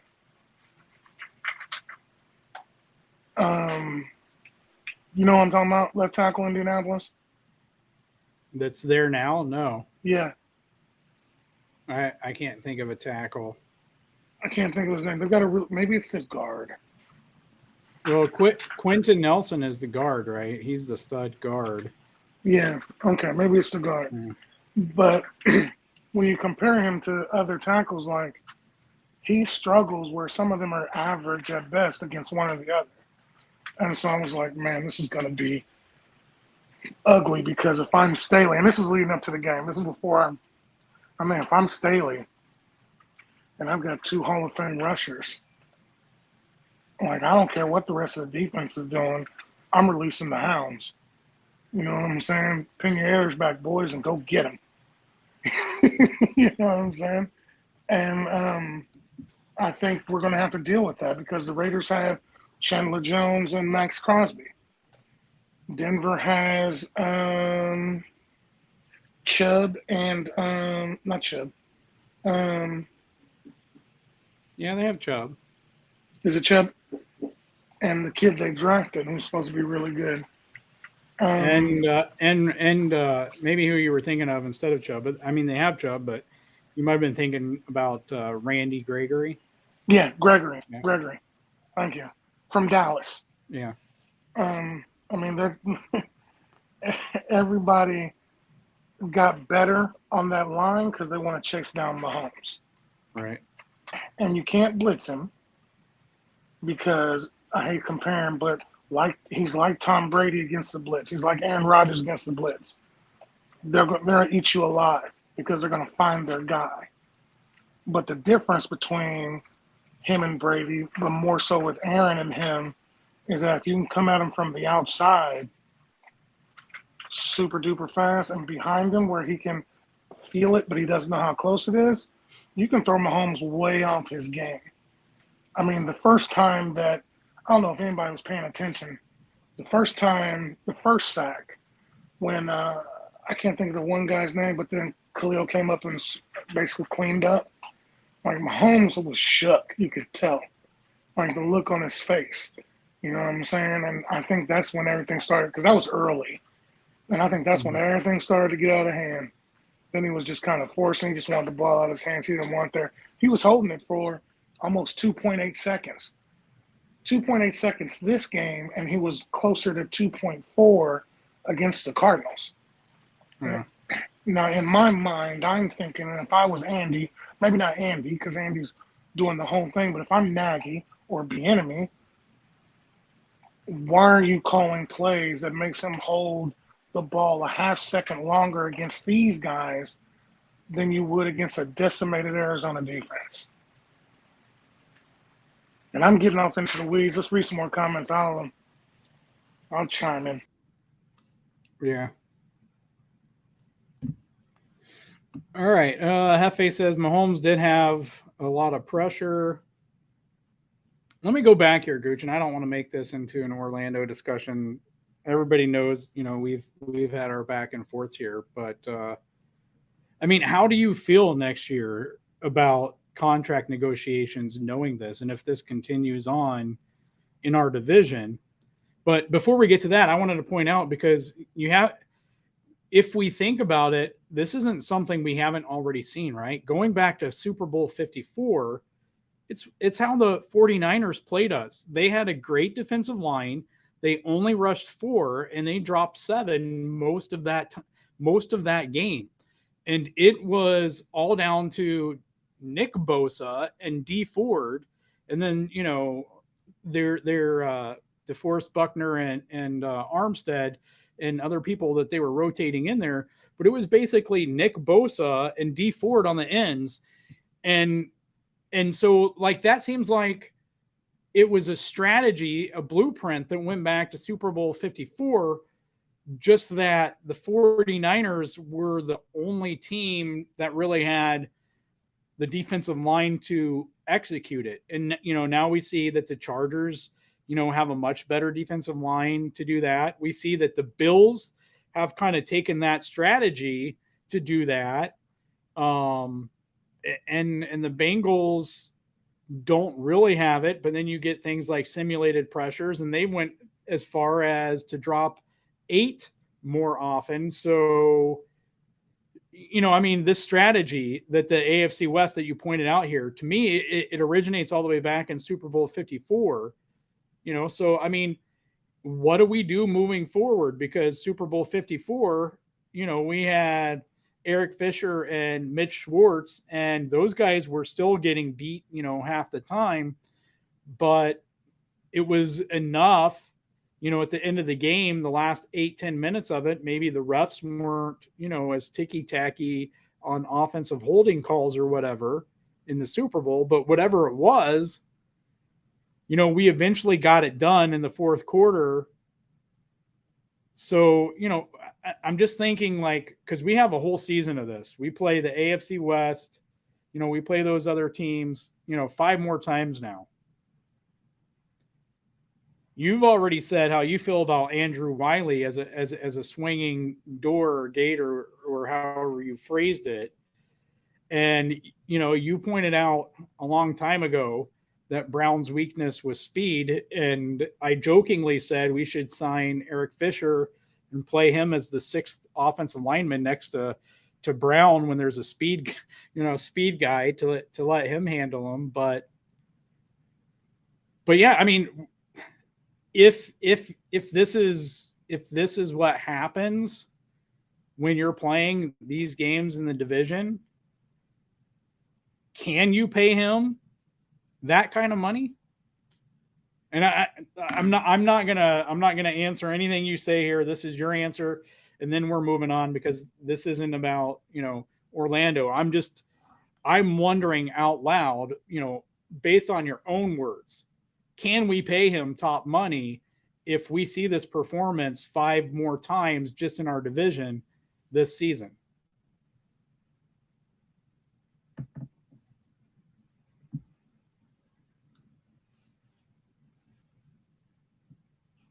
Gooch doesn't want to answer that. I'll move on here for now anyway.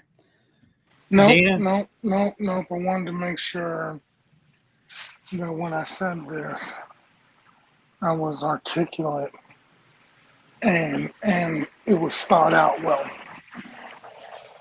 when I say it. I personally could not see myself barring some major, because this is the second year that you guys are all together. And you, Mister, I want to make sure that nobody touches Patrick Mahomes. Guess what? They're touching him a lot. And I don't see how I could comfortably pay you $20+ million a year for $15-16 million a year protection. I couldn't see myself resetting the market with you, and you're not the elite. Like, I compare you and your position, and I look at a 34-year-old left tackle in San Francisco who plays better than you. You know what I'm saying? And that guy is worth resetting the market for. Obviously not again because he's already got his check. But I mean, if I had to rate the top 5 left tackles, I don't have you in it. I might have you. I'm not sure I got you in the top 15. And there's only 32 teams. I mean, yeah, I don't even think you're the best left tackle in our division, which is saying something considering how loaded our team is, or all those teams are. I couldn't do it. I don't think I could do it. I know I could. So what I would do is I would probably use him this year, and I'd do a whole lot of scouting. There's going to be an elite left tackle either you're going to have to trade for the draft, or come next off season, one of those tackles isn't going to be able to get paid, and you jump in there like, say, the Browns, who are going to have to account for Deshaun's 250 guaranteed. They probably got one of the best offensive lines in football. I know their left tackle's going to want to get paid.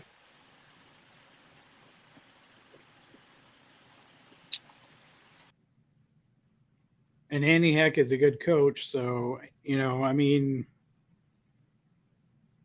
I don't want to take anything away from Mitch Schwartz before he came to Kansas City, but I think he definitely improved when he was in Kansas City. But anyway, I think, to me, I think there's two perfect fits for Orlando Brown Jr. in the NFL. I think one of them is playing, I don't care which side. I think it's playing left tackle or right tackle for the Baltimore Ravens, because you got a fast quarterback. I think probably right tackle is better. The other one is, I would say, is playing left tackle for the Miami Dolphins, and that's mainly because Tua is left-handed, so he can see the pressure coming from Orlando's side there. But anyway, moving on here. Dan Talks Football, formerly the DAN Show. Dan changed the name of his show, and he added a couple shows. It's not only Dan Talks Football. There is I think it's Dan Bets Football, and Dan Talks History or something like that, where he now has a channel dedicated to talk about NFL football history. Gooch, kind of like Gooch's Rogue Life series that you kind of had that series there for a while last year, where you were talking about giving us some history, and of course you still throw it out from time to time as well. But my understanding is it's kind of that, sharing NFL historical nuggets. So well, I would definitely get a kick out of that. You know how much that kind of stuff interests me, and I think it would interest you guys too.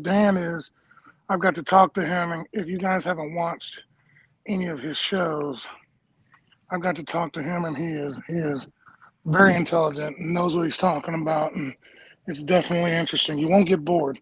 Even talking about over-unders and stuff when he was teaching me, it was in a way that I was like actually listening.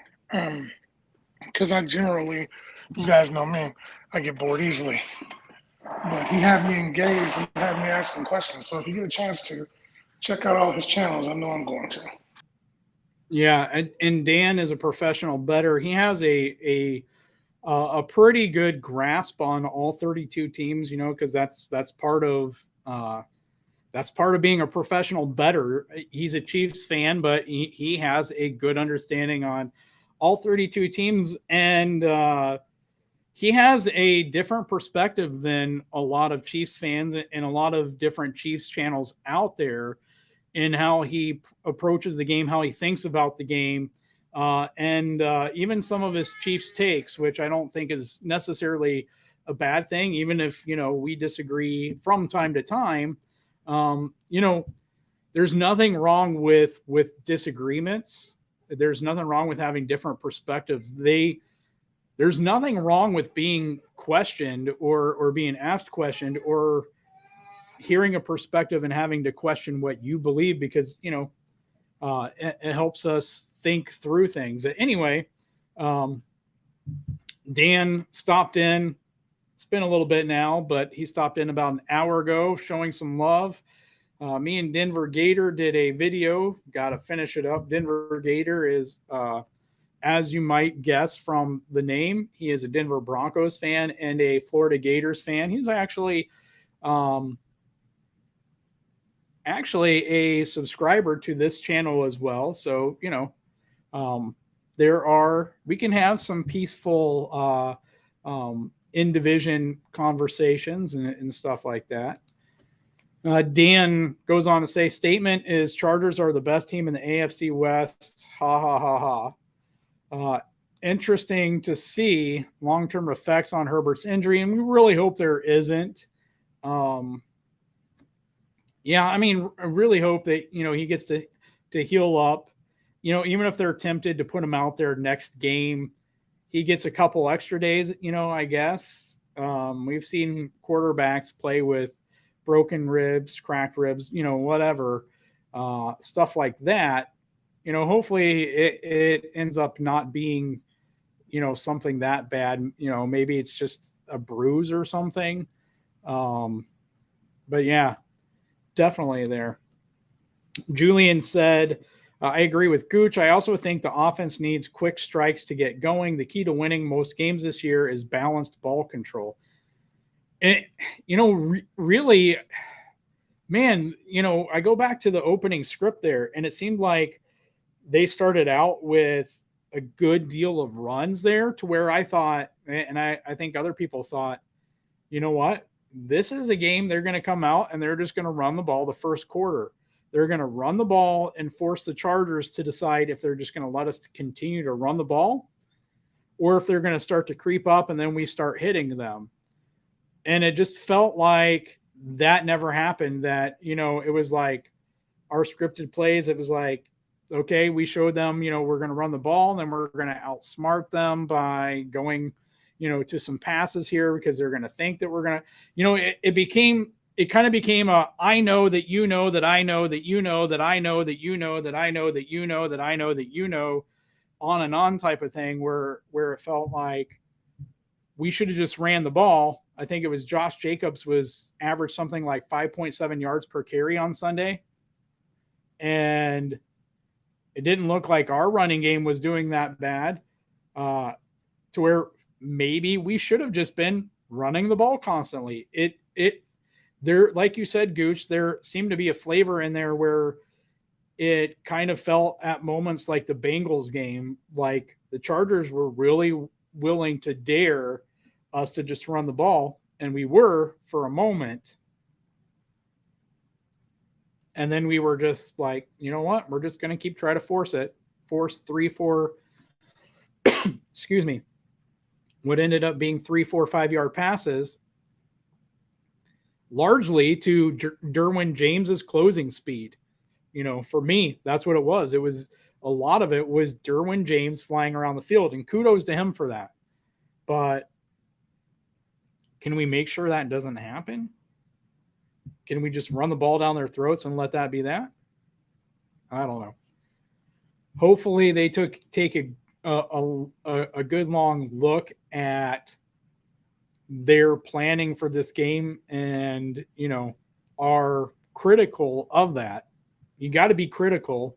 You can celebrate the win. You can be happy with, you know, the end result, but you do have to look at the process as well. You have to look at the process, because good process is going to end in, you know, more often than not, it's going to end in good results. If your process isn't good, your end results aren't going to be good unless you're Allen Iverson and you're yelling about, you know, we're talking about practice here. Yeah, because practice is what makes, you know, that's what makes you in a game. But anyway, Julian says, it's not going to happen, Gooch. Andy would rather chop his finger off than run the ball for 2 quarters.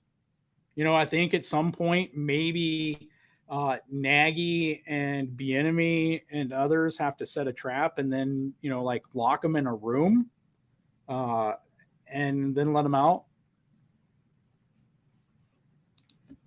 Dan talks football. You're right. Could have easily called holding on that play. I think we're talking here about that CEH 50, 51-yard run.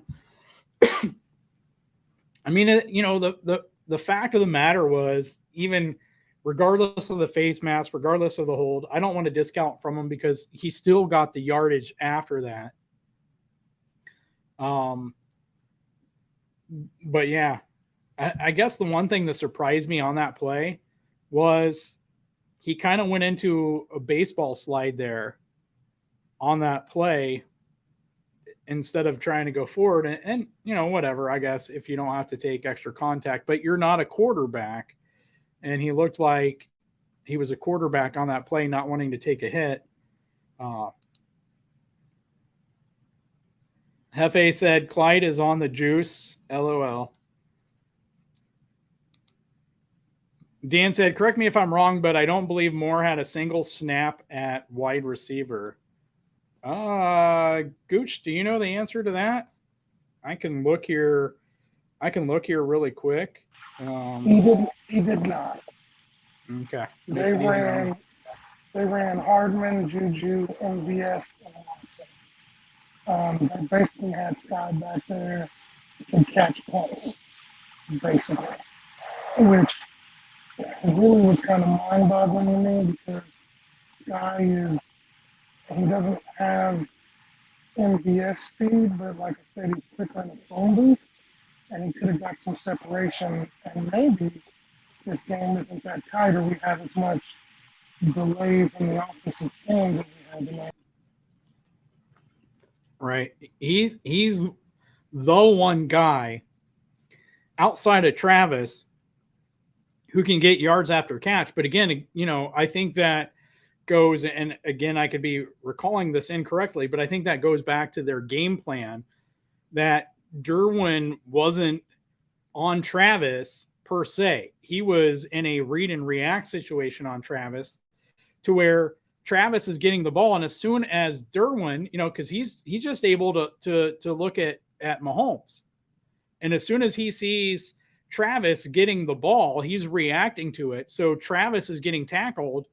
And, they're really saying, yeah, we'll let Travis have 3, 4, 5 yards here and there.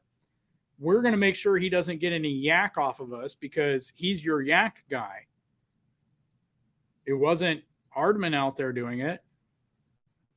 Most everybody else seemed to be missing. So, yeah, I mean, maybe Sky Moore, maybe you guys are right, and Sky Moore is a great replacement there. But at the same time, maybe some of us are right, or maybe we're delusional and we want to hope so. Maybe it's a matter of us saving some of this for the next matchup. Maybe it's a matter of us thinking that there's going to be 3 of these matchups because we're going to see the Chargers in the playoffs. So, we're really trying to hold back, and we're only showing what we have to show when we have to show it and not showing much more than that.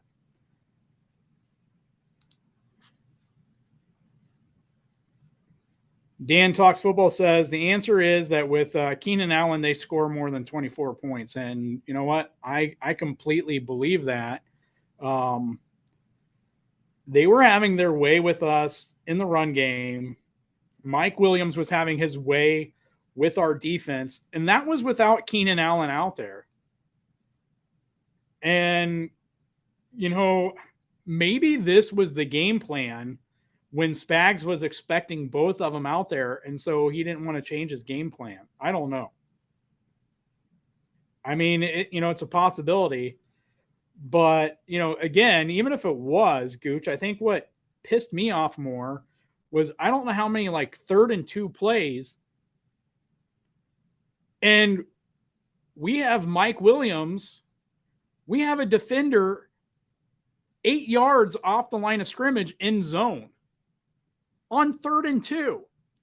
Gooch, if you have Mike Williams not man up, not bracketed, you're not pressing him, and it's 3rd and 2, you're Justin Herbert. Screw that. You're not Justin Herbert. You're yourself, Gooch. I'm myself. Where are you going with the ball on 3rd and 2?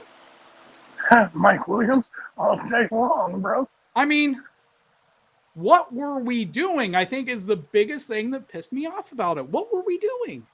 You knew who was getting the ball. Everyone and their mom. Helen Keller knew who was getting the ball. My dog knew who was getting the ball.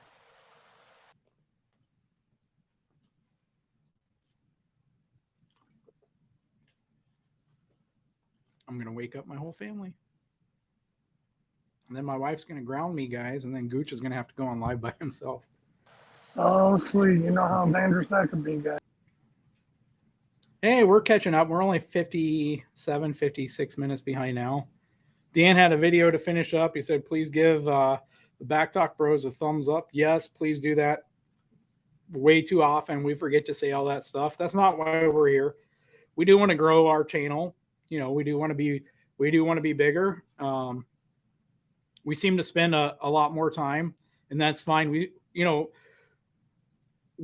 We're more intentional about pushing you guys to other, new channels, other Chiefs content in there. Other people that we want to support, like Jaden's jerseys here. Gooch, I don't even know if you can see your screen to see that I did in fact get my Mahomes jersey from Jaden. Very, very beautiful. It even makes me look good, Gooch. Anyway, we like to we like to support other people out there, and that's kind of where I guess we're more intentional with it. But we do have a channel to grow as well. So if you're not a sub, if you will subscribe to the channel, guys, make sure you give us a thumbs up. Leave a comment after the video. All these things that help us with the YouTube algorithm so people can find the channel here. And I'm going to keep scrolling because it looks like we have some more regulars with us who got on here. Hefe said PFF equals fake news. They do when they have something I don't like, Hefe. When they have a grade or something that justify that I can use for my own confirmation bias, PFF knows exactly what they're talking about, and they're wonderful. Otherwise, yep, they suck. So Alan is with us. Let's see. Alan, you are what? What time is it there, Alan? Got to be what, around noon? Later? Wait, no. 12 hours, 14? I'm confused now. I put a watch head on my phone, on my watch so I could see what time it was in other countries, and I forgot to put it up here. Let's see. I don't think I can do this math as fast, but good day, Alan. I know that you're well into Friday, probably somewhere in Friday afternoon now. So yeah, you're well on your way to celebrating a Chiefs win on and you're approaching weekend there. So Knight is with us. Matt, it's good to see you. Sup, Stevie and Gooch. Alan says he was nervous too about this game, Gooch. Yeah, I definitely was, and I think I said this the last time we streamed, or maybe it was. I think it was on Dan Talks Football. I was on there last, not this past Wednesday, but the last Wednesday before the season started. And I've noticed that when I'm not nervous about a game, that's usually a game the Chiefs lose, which is really weird. And then games that I am nervous about, either we have a blowout or it's a nail biter and we win, or it's a nail biter and we lose. But for whatever reason, the games that I generally get really comfortable about are the ones that we lose. So I don't know what that's about. Night Hunter said Bosa had his way in the first half. Yeah, Mike in Sweden. Well, I'm catching up here, Gooch. We're only about a half an hour behind now. Mike in Sweden. Good to see you, Mike. Mike, of course, is in Sweden. So good to see you. Glad that you are with us. And you're starting your Friday, or you already had a good start to your Friday, Mike. So we're happy. We're being a little critical, but we're happy about this. And the big thing is, like, we can be critical, but the big thing is, like we said, there are a lot of positive surprises. The defense overall, even though there's some issues with what Spags decided to do, like, these young kids are playing above our expectations this early. And I remembered something I was going to mention, Gooch, because you were talking about it. And I think the defensive secondary is playing much more technically sound, and you mentioned it. And that surely can't be because Sam Madison went to the Dolphins, right? Because, that was one big coaching move we had under other than losing our linebackers coach and having our shift of I'm missing his name now. Brandon, our defensive line coach, the linebackers coach, adding Colin, and Sam Madison went to coach the defensive backs for the Dolphins. Because for the last 2 or 3 years we had Sam Madison and we had Dave Merritt back there. Sam Madison is gone now, but I've been really surprised because these kids look good for the most part. We don't have a whole lot of not turning your head back. We're getting it a little bit. It seems like some of the guys that have been with us 2 or 3 years, like Rashad Fenton, still have some issues. But these young guys, certainly to me, they look like they're much farther along than what I expected them to be. So a lot of positive here, Mike. But we're certainly, as Gooch said, Pat's got to work on his feet, having some issues there. Just some different things.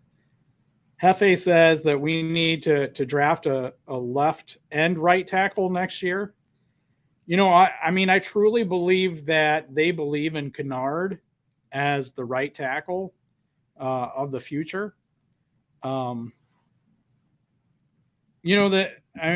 Gooch has pointed out before, Andy himself is an offensive lineman. He was a former offensive lineman. He knows offensive line. He's an offensive line man. So when he talks about offensive linemen, we're pretty quick to listen to him and believe what he says. And Andy Heck isn't bad either. And, right now we got to believe they seem to believe that they in Kennard and that they're going to be able to develop him as the right tackle. I don't know if Brown is or isn't the answer at left tackle. Let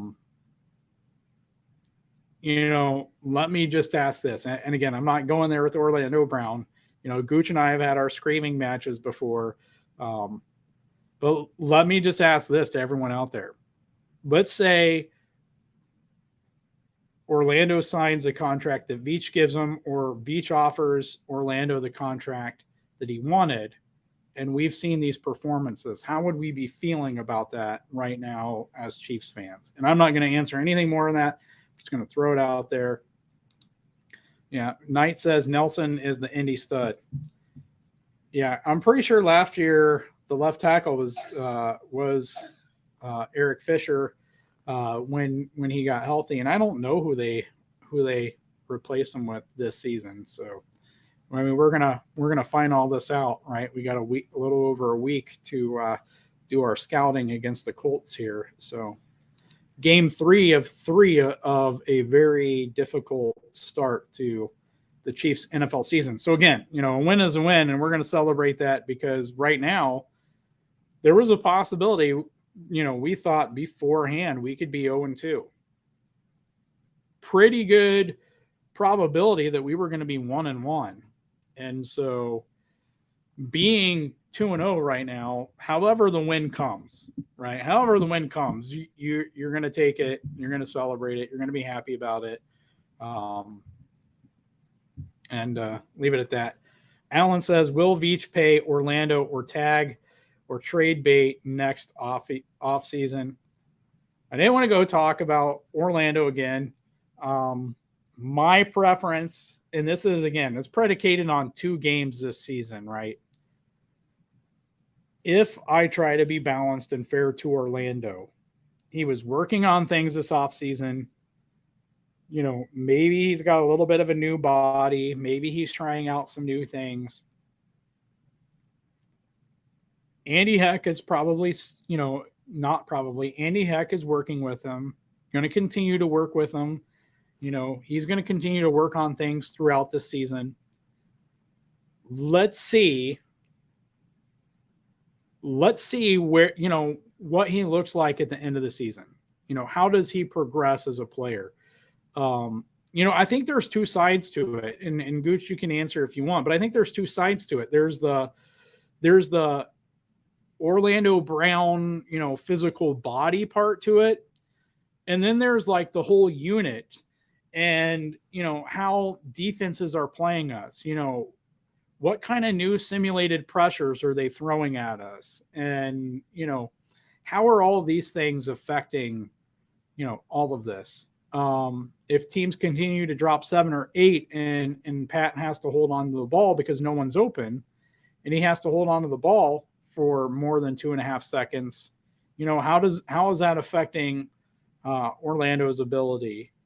What happens if we run the ball more and it takes some strain off of the passing offense? You know what I mean? Like we're not necessarily helping Orlando out, right? How do you slow Bosa and Mac down? You run the ball, you throw some screens, and you can slow down the pass rush a bit, right? You gotta make them second guess a bit. And so, I'm trying to be as fair and as balanced as I can for Orlando and try to throw out some of the other side. So, yeah, I mean, there's some frustrating things there. And I threw out those hypothetical questions, but you know what? One of the fun things is player development. So we can throw out the same question again during the bye week. And we can throw out the same question again week 17. And let's see if and how the answer changes. Because I think it will one way or the other. I think it's fair to give a benefit of the doubt that there's some things that they will definitely work on and that players can get better as the season goes on. And one of the big things, and whether we're talking about Orlando or some of these young guys, they can have some great games. But I think one of the big things that I've learned as a sports fan, always trying to grow there, is that growth isn't linear. You don't necessarily just keep moving forward and progressing perfectly. Sometimes you take 2 steps forward, you take 4 steps back. Sometimes you take 1 step forward and you take 2 steps back, or you take 3 steps forward and you take 1 step back, and then you take 2 steps forward and then you take 8 steps back. Like, growth isn't linear. And as you see how it progresses you plot out that growth over a whole season, that's where you see the real growth that happens that, week to week, you don't necessarily see the growth. You can see some of the growing pains and you can focus on that. And we do at times. Sometimes you don't see that growth, right? Sometimes, and you might see this from Gooch and I, we could be critical about something for 8 weeks because we don't see any growth from it. And then week 9, when we're going to complain, all of a sudden, it's not there anymore, right? I mean, Gooch and Aaron like to make fun of me for having 8 kids, but that's part of it. And that's part of the things you get to see is each kid is different. I've had kids who, when they started to crawl, they crawled backwards. They were pushing themselves backwards. I had a kid who tried to stand up and couldn't do it forever. And, you have a kid who tries to stand up, or they don't try to stand up. For the longest time, they don't try to stand up. They crawl, they kind of do a little bouncy thing. And then all of a sudden, one day, the first time they try to stand up, they do it perfectly. And so, all these things kind of illustrate, the path of growth for players.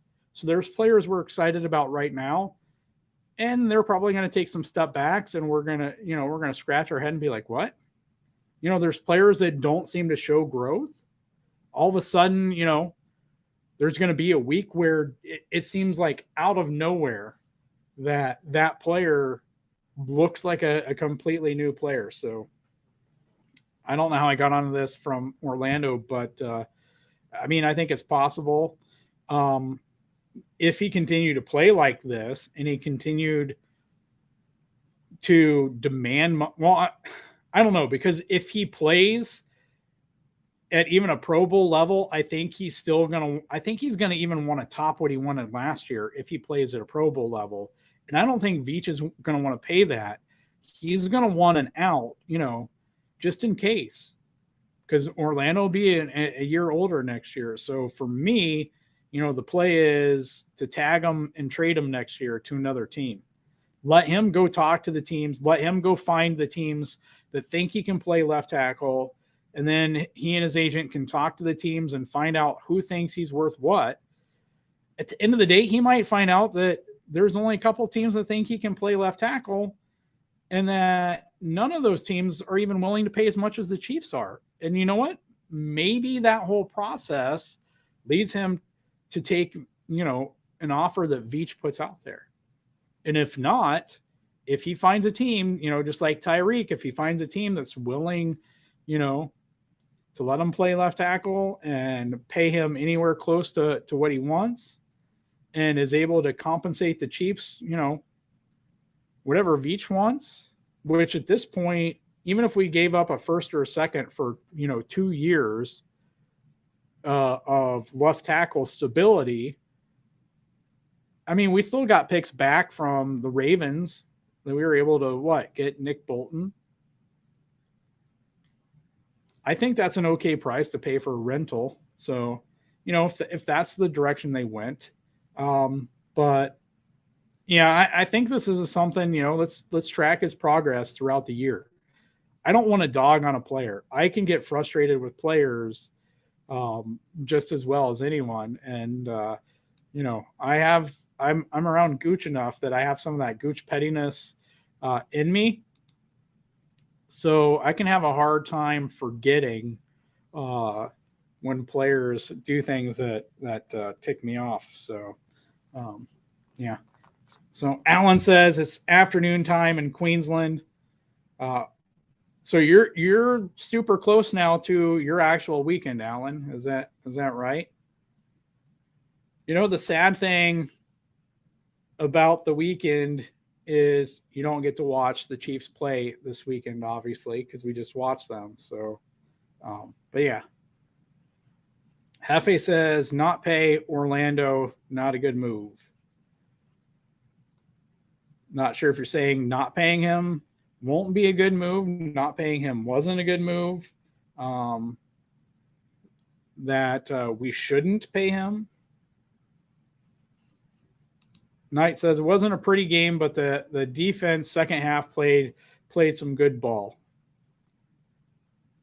Yeah, I mean, we made plays, and again, I thought Watson's play, I was surprised. Even if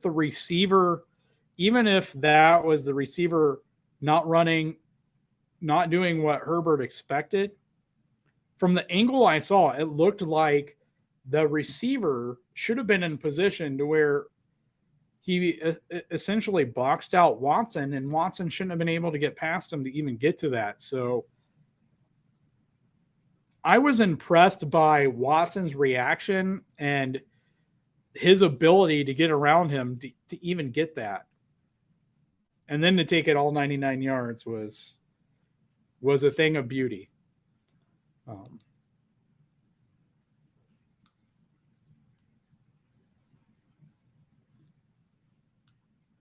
Knight said Trey Smith missed his block on that sack. I felt bad for Trey Smith. He was dealing with an ankle injury, I believe. And so, yeah, I mean, Chargers defense was ferocious. So he went inside and should have stayed in his zone. I mean, the great things about, the great thing about these, just like with life, our mistakes, we can have a tendency to shy away from them. When it's someone else's mistakes, we can have a tendency to react with anger. But the reality is that, every mistake we make is an opportunity to learn and grow from it, no matter what it is. And so that's the great thing is we now have an extended week. Players can get rested up. They can look at film. they have a great opportunity here to learn from their mistakes and get better, and go out against the Colts and show that, you know, they've learned and they've grown. So that's what I'm looking forward to there. Yeah. Knight says, we like when you chime, Gooch. Knights in Cincinnati, it's, let's see. This was ooh, man, we're back behind 45 minutes here. So it's about 3:15 there in Cincinnati now. I'm assuming Gooch is on the East Coast, so it's probably about 3:15 there. And he's probably wide asleep. We're sitting on his throne. Mike in Sweden, 8:30 a.m. in Stockholm. So we're 45 minutes behind now. So it's about 9:15 in Stockholm.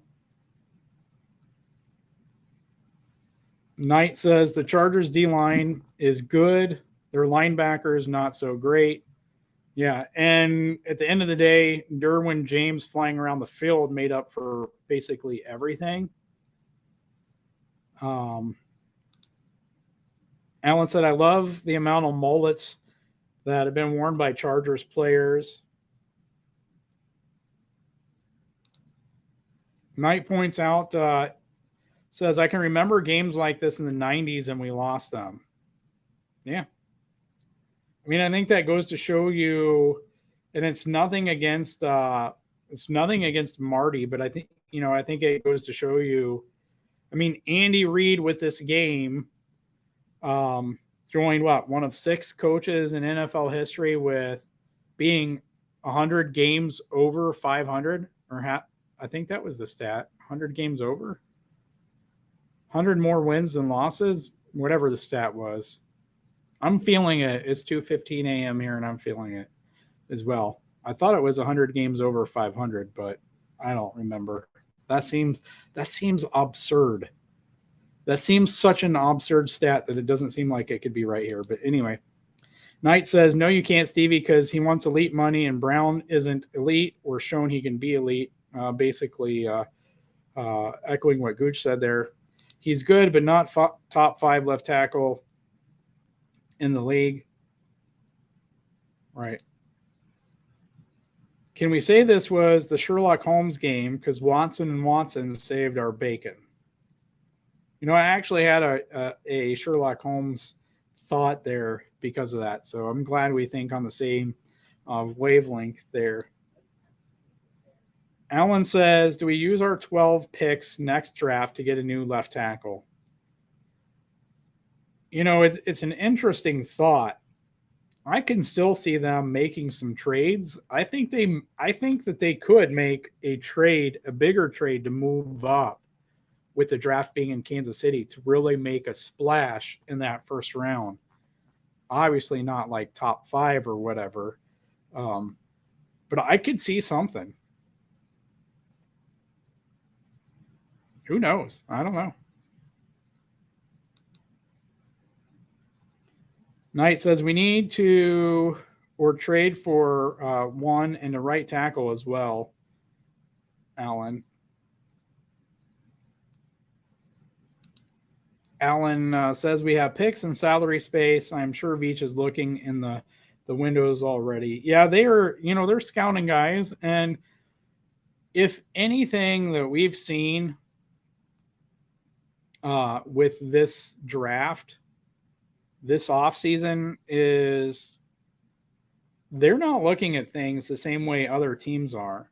And, you know, we've talked about Pacheco, but Pacheco is a great example of that. Other teams were looking at him in a way the Chiefs clearly weren't. And the Chiefs coaching staff and scouting department clearly saw things and emphasized those things where other teams didn't. And it's paying off for us. So, yeah, I mean, I think that could be a case when it comes to left tackle next year. As Knight says, Veach is good about addressing team needs long before most of us. And I really hate to admit this, but CEH looked pretty good tonight. it's okay. I mean, you don't have to hate to admit it. It'll be a while before I admit that I think that he's explosive. He's going to have to show me that. He had the 50-yard run, surprisingly, but most of the runs by that point were a surprise. So, but yeah, I mean, let's see him do it multiple games. And if so, maybe the answer was some combination between not being healthy.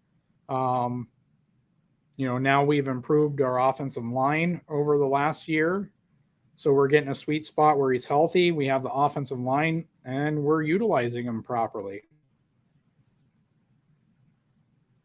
My biggest knock on him was always him having jets afterwards. But what he's doing now is working, and it's part of what we need. So, but if I'm wrong, I'm not going to hate to admit it if it's positive for the player and positive for the team. So, Alan says we're one Dana hit on Mahomes away from being in a world of hurt. Hope Herbert is okay. Dana's tackle should be shown on how to tackle properly.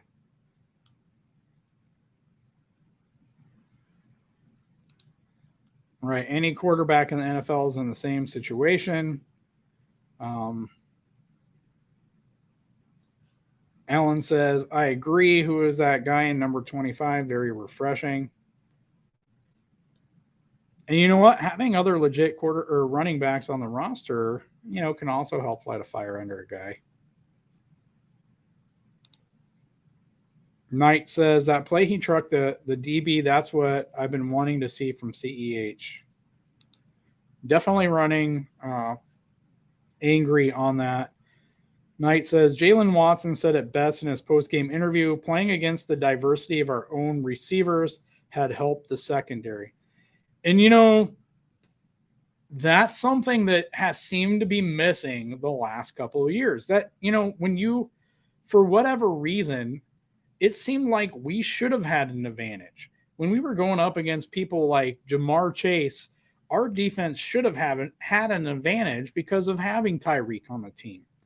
But it didn't never seem like we really had that advantage. So, but, I think it was Justin Reed that talked about how smart these kids are. So, I think in a year or two, people might be talking about the work that Brett Veach and his staff did on rebuilding this defense.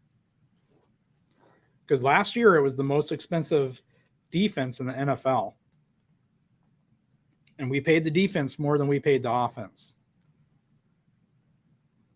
And what did we get through the first half of the season? The 32nd ranked defense in the NFL.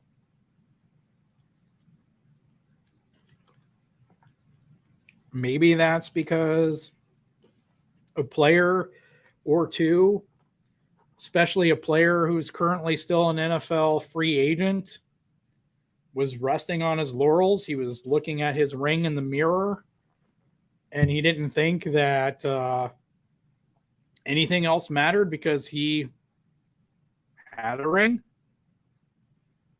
That he thought everybody else should just admire that ring and admire his contribution to it instead of focusing on the next season. I don't know. Oh, scrolled here. Now, Alan just pointed out what Gooch confirmed. No offensive snaps for Sky, just the returns. Knight says it's hard telling because the schedule isn't doing the Chiefs any favors while the Chargers get easy street. And that's kind of been the flavor. That's what happens when you win your division. Chargers finished third in the division, so they get to play a third place schedule. I mean, that's just part of what happens, right? As long as we're winning our division, as long as we're getting the first or second seed in the AFC, we're going to keep getting hard schedules. Our division is harder. We don't get the breaks that the Patriots got because the Patriots got to play fairly easy Jets and Dolphins and back then still, Bills teams 6 times a season. Allen said the Watson touchdown was awesome. Glimpse into the future. Another tall, deep threat.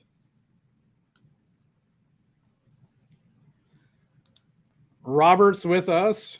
Hopefully Robert's still with us. Robert was with us here about a half an hour ago saying, but you've got a sharp dog, Stevie. Maybe so. He can be smart sometimes, then he can do some really dumb stuff. He acts like a cat a lot, and that kind of bugs me. Because if I wanted a cat, I'd have a cat. But Robert says Gay did have his hands on a few. Knight says drive summary second half for Chargers. Touchdown, punt, punt, interception, punt, punt, touchdown. Right. And without that interception there, it looked like it was going to be a touchdown. So you would have had touchdown, punt, punt, touchdown, punt, punt, touchdown. Of course, you can't know how, that touchdown would have affected how the offense and defense, your Chargers offense and our defense plays afterwards if it's a touchdown there instead of an interception. But it doesn't matter because Watson made a hell of a play and had a great run back, and that's all that matters. So, yeah, 7 drives and 5 of them the Chiefs defense came up and stopped them. That's a big improvement over last year. Yeah, it is. And I mean, the crazy thing is it's week 2. And not only is it week 2, it's on short rest. Week 2, short rest. And these kids are already playing like this.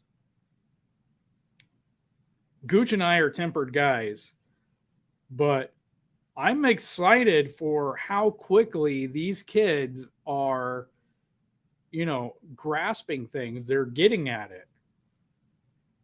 I still don't care for Spag's game plan for this, and I still don't care for most of his play call decisions.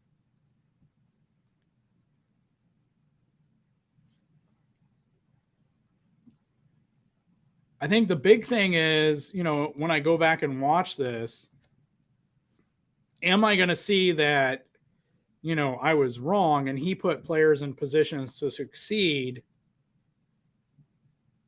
more than what I saw?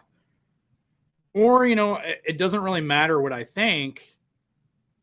Did he think that playing this zone was going to put them in position to succeed more? And maybe the difference in this game, how we look at our defense overall compared to the Chargers defense, was the Chargers were hitting players and they were tackling. We were flying around the ball, but we were missing tackles. You know what I mean? Like, there were so many plays that we went flying by guys. We slipped off tackles, never really got players tackled. And what if we wrap those up? If we wrap those up, I think there's a good chance that at the end of the day, our defense looked as nasty as the Chargers defense. Did we play similarly? Did we play medium and deep, zones and try to clog things up and then have guys deeper to react and run in? I think we did. They just didn't make the tackles. They were quick. They were aggressive.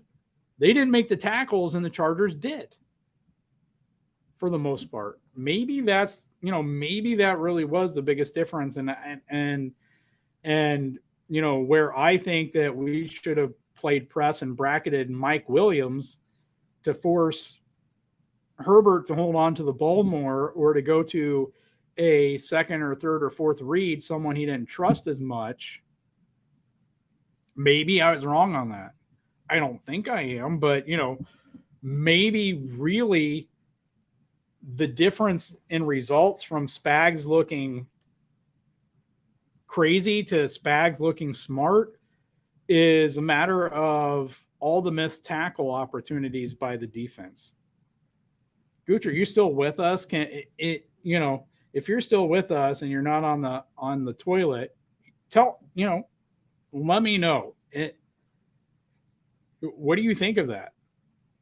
And everybody in the chat who's still with us, what do you think of that? What do you think of that?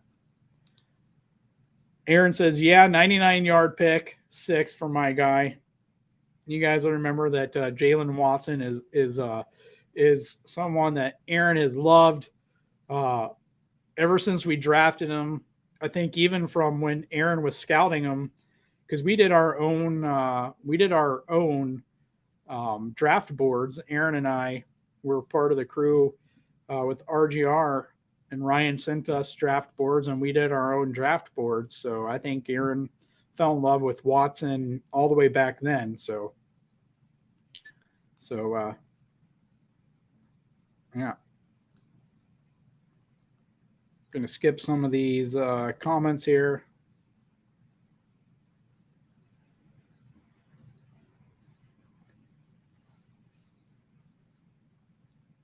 Hey, Matt. I'm just going to throw this out here. If you want to play, I'll spot your money here. Not to do housekeeping on here, but if you're still here and you need someone to take care of those $25, I gotcha. So let Aaron know, and Aaron can let me know, and we'll take care of it.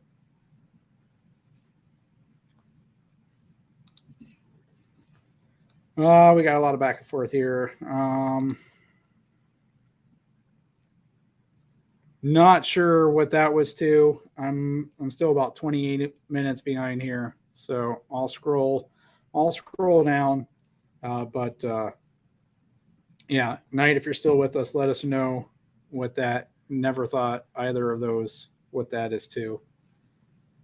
Robert said, things getting tired of seeing weak and indecisive O inside the 10 and Spags allowing uncontested third down gimmies. Yeah, like I said, that was like the biggest frustration.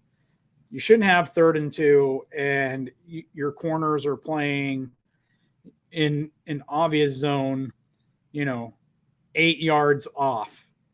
Like, what are you doing? If you want to play bend but don't break defense that bad, and if you do, it's going to drive me nuts, right? Like, it reminds me back of the Romeo Crennel days. I get it, and sometimes it works, and when it works, you look smart or people justify your decision to do it. But it's so frustrating. And at the same time, yes, I understand that's basically what other teams are doing to us. They're dropping 7, they're dropping 8 over and over and over again. They're daring us. But you know what they're not doing? They're not giving up 6, 8, 10-yard passes. The Chargers weren't anyway.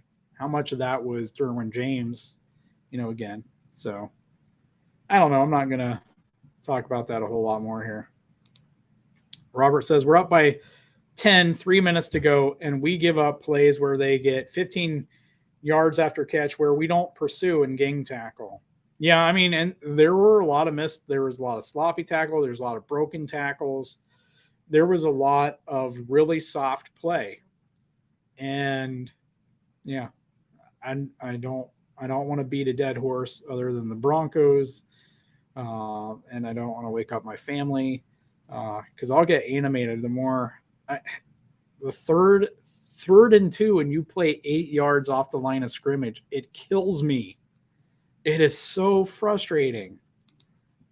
Knight says, Micah Parsons' tweet kills me. I wish I could play Madden the way Pat Mahomes plays football. Is that what he said? I haven't seen the tweet. I wish I could play Madden the way Pat Mahomes plays football.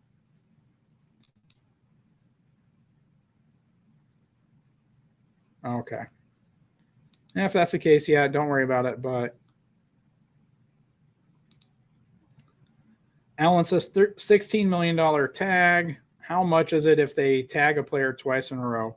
Off the top of my head, I want to say the number is somewhere around 20 million. I think that's right. Somewhere around 20 million if they were to tag them next year. So, someone can correct me if I'm wrong there, but this totally doable. So Alan says it's now 5:10 p.m. This was 20 minutes ago, so 5:30 p.m. Alan has started his weekend. Everybody. Yeah, as Knight said, Derwin James is a dog. I mean, he is. He's a great player. And he's a difference maker when he is healthy. And you know what? This is one of the first times we've seen, maybe ever. So maybe we should think about this more positively for the offense. We haven't seen this Chargers defense really actually healthy for the last few years, right? We just played them with them healthy. They added Khalil Mack. They added J.C. Jackson. And we still won this game at home. We didn't have Trent McDuffie. They didn't have Keenan Allen. Is that a wash? I don't know. I don't care. I'm trying to be balanced here, and that's definitely a positive. We've lost to the Chargers the last couple of years when they haven't been healthy. This time, Derwin James, who is a bona fide stud, a difference maker, is healthy and he's playing in this game. Chargers have Bosa. They have Mack. They have J.C. Jackson now to completely shut down or erase a receiver. This is the same Chargers team, and I know if Aaron's still in the chat, I know how he feels about Derek Carr. But this is the same Chargers team that shut down, for the most part, the Raiders' offense. And they had Devontae Adams, who's arguably the best receiver in the NFL. Hunter Renfrow is a really good second receiver. And Darren Waller is a really good tight end. He's a top 3 tight end. Travis, Mark Andrews, Darren Waller. And Darren Waller is a fast receiving tight end. And those 3 guys on the field at the same time. Now, granted, the Raiders' offensive line isn't anything close to us, not anything close to what we have, but still. I'm going to celebrate the win. There's some things I didn't like. There's some things I didn't understand. I'm going to point them out. I'm going to question them. Gooch is going to point them out. He's going to question them. Well, right now I think he's sleeping, but if when he's awake, he's going to. So Knight says Andy Reid is also the only coach to win 100-plus games in the AFC and also 100-plus games in the NFC as a coach. So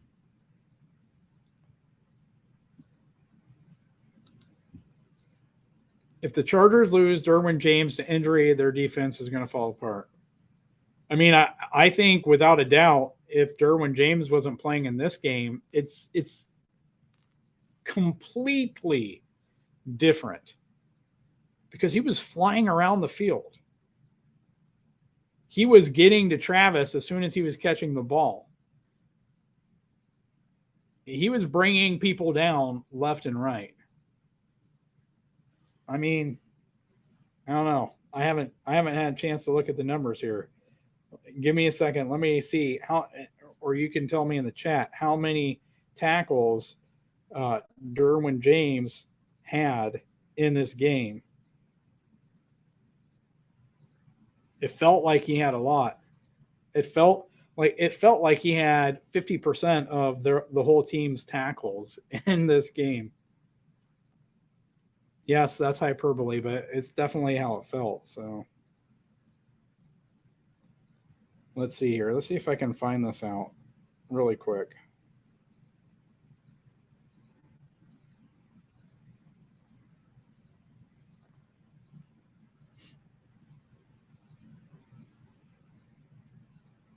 I don't want to take too much time here. James is the Chargers champ Bailey. Robert says, hey, got to watch NFL Good morning, football. Schrager is the only one who took the Chiefs. Short selling Chiefs constantly. Gotta love it. Yeah, and I'm sure they'll throw out the excuses there. Neiman and Sorensen played too much last year. We have better personnel now. And, it's not just them. We had a veteran secondary, and they had communication issues last year. I don't really remember many secondary communication issues in this game. And maybe part of that's because Spags simplified things. I don't know. But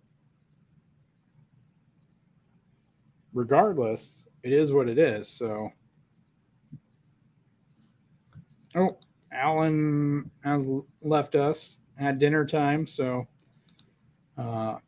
dinner time. Take care, everyone. Go Chiefs Kingdom from Queensland. Alan, if you catch this as we later, have a great weekend. We're glad that you got to be here with us all the way from Queensland.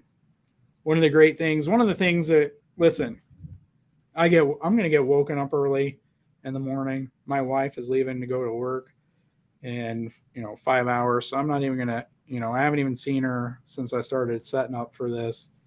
One of the reasons that we do, and Gooch is usually recording on the East Coast, so he's staying up and he's got to wake up early to go to work. And one of the reasons, it would be the same with Aaron. If Aaron, was here tonight, one of the reasons we do this is for you guys.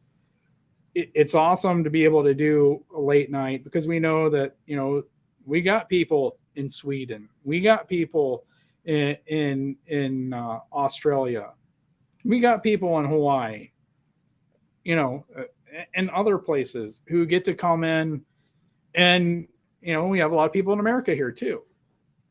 And we all get to be on the same stream together. And for once, half of those guys don't have to, do it at the middle of the night or first thing in the morning. So, it's on their time. And I think that's a cool thing. And it's one of the things that, we like. So we like to do these midnight streams. So that and Gooch needs something to do when he's sitting on his throne there. Knight says, and a few open field tackles were missed. Yeah, definitely here. But we are a very young defense and showing signs of improvement much faster than last year's D. Exactly. I mean, I think that's the big thing is I expected this after the bye week. I think the kids are playing much better. I think they're playing better than what I even expected them to their first game coming back from the bye week. Will they continue to grow this fast? Will they continue to grow that great? I don't know, but they're still better right now than what I expected them to be, and at least what they've been asked to do. So, yeah, Knight says Gooch is taking a nap again. Okay. Oh, yeah, that we should be 0-2 or 1-1 after games. Yeah. Injury bug still haunts the Chargers. Knight says, give me Kittle over Andrews. Yeah, it's nothing personal against Kittle at this point. He's kind of had some, the Chargers and the 49ers are teams that both, for whatever reason, seem to have injury issues. I don't know what it is. Like the 49ers, it seems like every other year they have a losing season, and it's mostly because of injury issues. But, yeah, I'm not meaning to hate on Kittle. You can put those guys top 4, and you can argue over those 3 as long as Travis is number 1. I don't care what order you put the rest of them.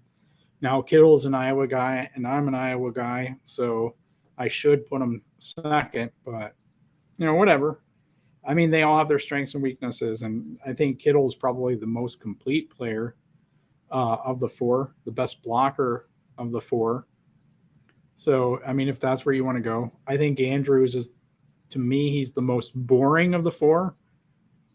like Travis is just so smart. He has such a great understanding of space. He knows where to go to get open. His understanding of route running, even back to the 13-second game, he told Tyreek how to run his route to get open. George is a good blocker and he's a good receiver. He's, in my mind, fairly athletic. Waller is a faster Travis without the knowledge. I'm not saying he's dumb. Like, that's just how I view him, though. Like, Travis, as I remember him when he first came in the league, was basically, a fairly quick receiver who made for a pretty fast running, or for a pretty fast tight end. Waller's a really fast tight end. I don't think he has close to Travis's awareness or understanding, and that's not a knock on him. But let's see if I can pull up. No, of course PFF doesn't have anything up yet, but on Derwin. But it did feel like he had half of their tackles. Knight says, us hardcore Chiefs fans don't care about the time. Right. And I mean, the hardcore Chiefs fans who were at the game were tailgating. What did you guys see the tweet of the line at like 10:30 in the morning on the highway? Like the line of cars at 10:30 in the morning. And then the Chiefs have to open up the parking lot over an hour earlier than they were supposed to because of the concerns over, the traffic congestion. So the hard part of our schedule starts week 3. I thought the hard part of the schedule started week 1. So if that's what you thought, then you're probably less thrilled being 2-0 than I am, because there was a reality where I saw us starting 1-3. Like, I thought it was a decent possibility. I didn't think it was going to happen, but I thought it was a decent possibility. So Travis is 1 and will never be second to anyone. Yeah, not again. He was second to Gronk for a while, but Waller also has some good hands like Travis. Yeah, I still think his main thing is his speed. But yeah. Robert says, curious why we didn't try more screens. Any ideas why? Too fast penetration from defensive end. Yeah, and I mean, it certainly looked like the screens were working. I don't know. Again, and it's hard because we want to speculate, but there's a possibility that they just didn't want to throw out any more than they had to, to win. And if that's the case, and I don't like thinking that because it's speculation, and I don't know how many times we thought, like every year there's Chiefs fans that say, oh, Andy has, a whole playbook of plays we've never seen. Oh, Andy's holding back until the playoffs. Andy's this. And when we get to those situations, we don't see that Andy was that. So, I don't want to say he's holding back for the second matchup or whatever, or that he's trying to keep everything to his vest. I think we hope he is. We assume that he would, but at the end of the day, don't really know. So Knight says PFF equals pro football fantasy, not focus. And says, I had us going 2-0. This next stretch, though, will be the test. I mean, I think I thought the Chargers would be the hardest of our divisional opponents. And, kind of going off of the way things have went the last 2 or 3 years, it has been this back and forth where each team has won on the road. So I thought it was way more likely that we started 1-1. So, yeah, you had us starting out 2-0. I think Gooch and I had us starting out over the first 4 games at like 3-1. So But you know what? Like, I think given that we get a couple extra days off, I think that's way more beneficial for us going into this Indy game.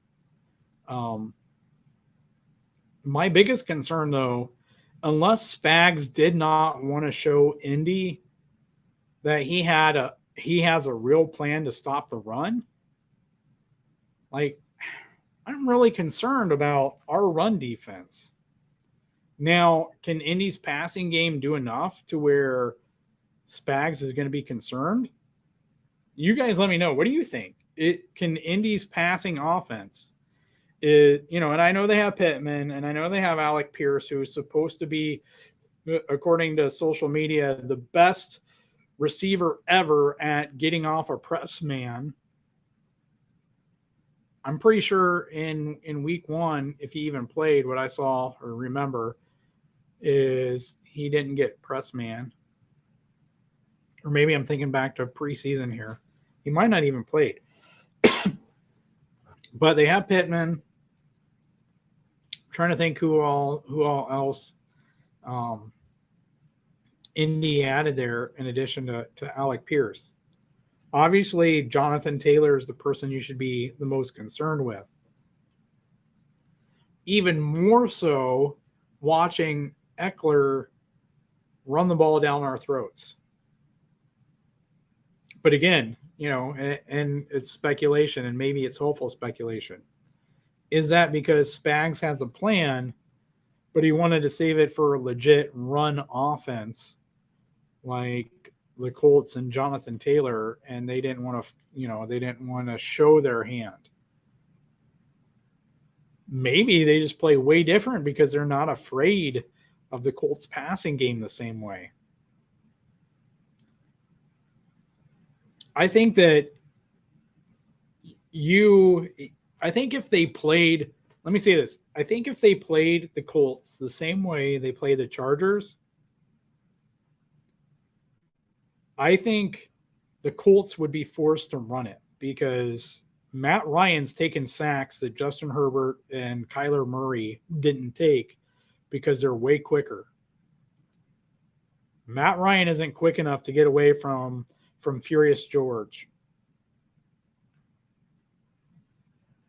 He's not quick enough. So, I don't know. What do you guys think is the answer? Because, I could see it either way. If we said, yeah, we'll let you, we're going to play bend but don't break, and we know that you're going to run it every play basically, right? I could see them doing something like that. My preference would be for them to say, we know that the run game is your strength.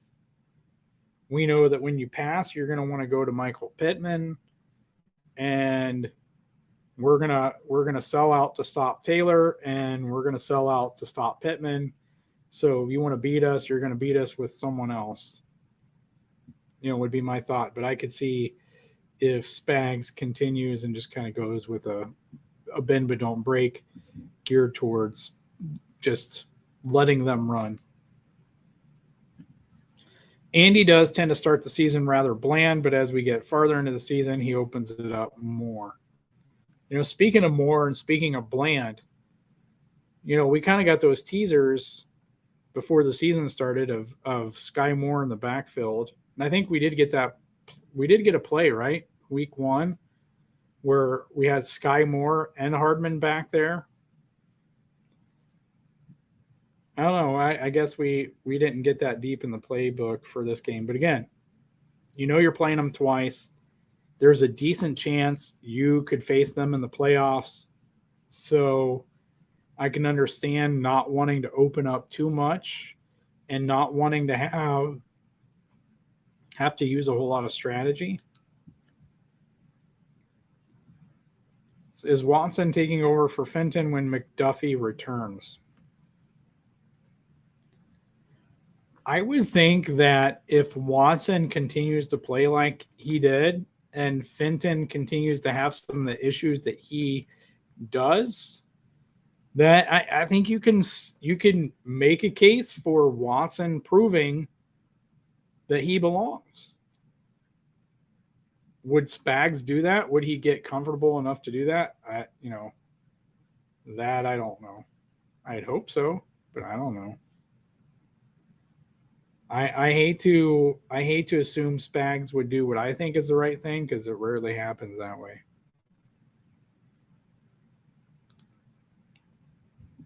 Knight says, don't know, Robert, but his depth chart sets probably not. Robert thinks maybe Shelton gets called up from the practice squad for the Colts game. Yeah, I mean, that's a possibility. I think they'll have a plan. Hopefully their plan involves working on tackling over the next week, because, like I said, that really could be the difference between me being mad at Spags and our defense looking like it reacting very similar to the way the Chargers defense reacted. I don't know. That could be all the difference. And I've been completely wrong, but I'll maintain I'm not wrong for being pissed about having a 3rd and 2 and having cornerbacks 8 yards off. I think you gotta press in those situations. You have to make Herbert wonder where he's going with the ball there. You can't just give him, anybody can make that decision right there. And we didn't switch anything up on him. I can't go down this road. I gotta stop, guys. I'm sorry. Because I'll just keep going. It's one of the things about being a fan, and it's an area that I've tried to grow in over the last couple of years, is, like for some of us, I'm going to have a little fan moment here. For some of us,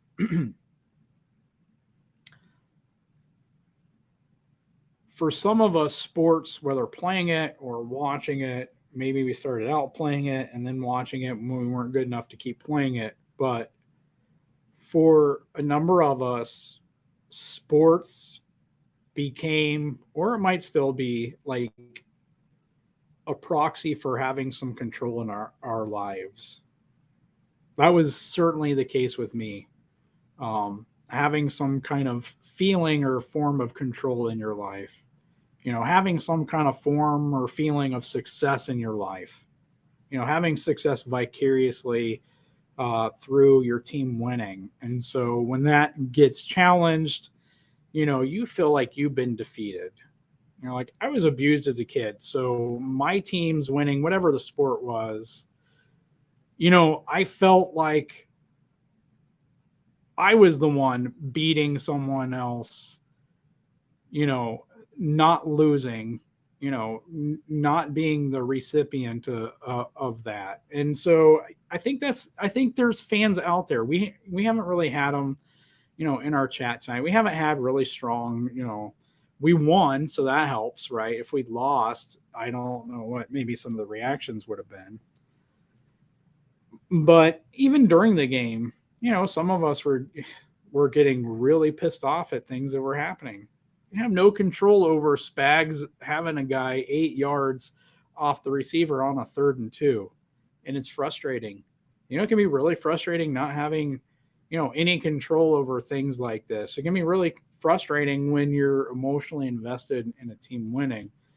And so, I think it's a big thing to get to the place as a fan to where we don't let what happens to our team affect our emotions that much.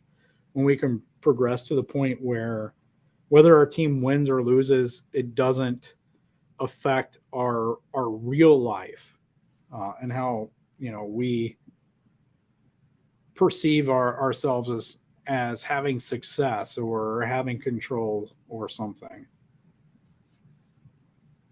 Listen, we put it in the banner, Chiefs, football, and life. So from time to time, you got to allow us to go on some tangents there. So Knight says it's going on 4 a.m., but I'm going to get some sleep. Great show as always, Stevie and Gooch. Yeah, and we look forward. We might have to change nights at some point, guys. this show might end up moving to like Saturday nights. Life is just crazy. Work schedule, for Aaron has been crazy, and everything going on with their family, uh, just lots of things going on, to the point that, one day we look forward to the day where we don't have to worry about work schedules and all that. So Robert saying night to Matt. Steven jumped in saying, "Go Chiefs." Glad you got in here on the chat. It's almost 3 a.m. here, guys, and I'm at the end of the chat. I'm fairly certain Gooch is asleep. It's 4 a.m. there. There was a possibility we were going to have a special guest join us at some point tonight.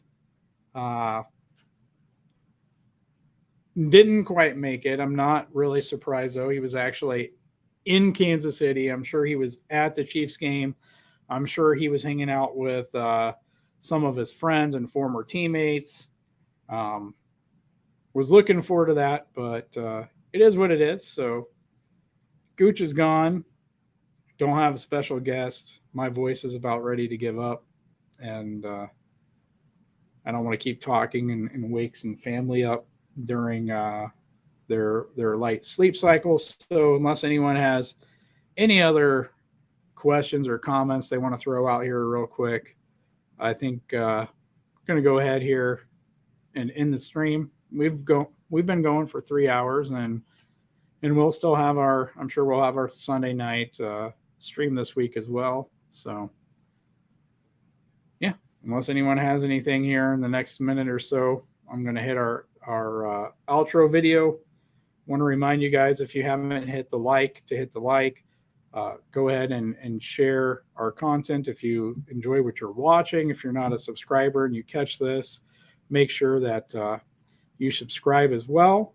And again, check out our homepage. There are a number of featured Chiefs channels out there, some big, some small. We want to throw love at all the Chiefs content out there. We are a blessed Chiefs kingdom when it comes to Chiefs content out there. There's a lot of great content out there. There's a lot of new Chiefs content creators out there, so we want to throw love at them. If you like this black Mahomes jersey that I'm wearing here, or if you have any other jersey needs for the NFL season, maybe you want to get that Jalen Watson jersey, Aaron. Maybe you haven't gotten your Pacheco jersey to replace your number 10 Tyreek Hill jersey. Whatever the case is, NFL, NBA, MLB, NCAA football, and basketball, Jaden Jerseys is your guy. He's on TikTok. He's on Instagram. I think I got a link here in the description.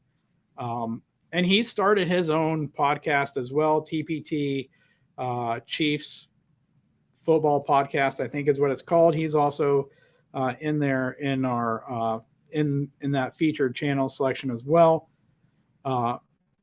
Gives great deals on jerseys. He's a Chiefs fan. If you're a Chiefs fan, let them know that the guys from Back Talk Bros, sent him to you, or sent you to him rather, for your jersey. See if he'll give you a little discount there. And he's funny as well. He had a post to Bills fans for jerseys a week or two ago, and he used the picture of Diggs, the whole Diggs thing, as he's watching us, as he's watching the Chiefs beat the Bills, or I think it was the confetti falling down is what it was. So he used that picture to advertise a Diggs jersey and targeted at Bills fans. So what can you guys say?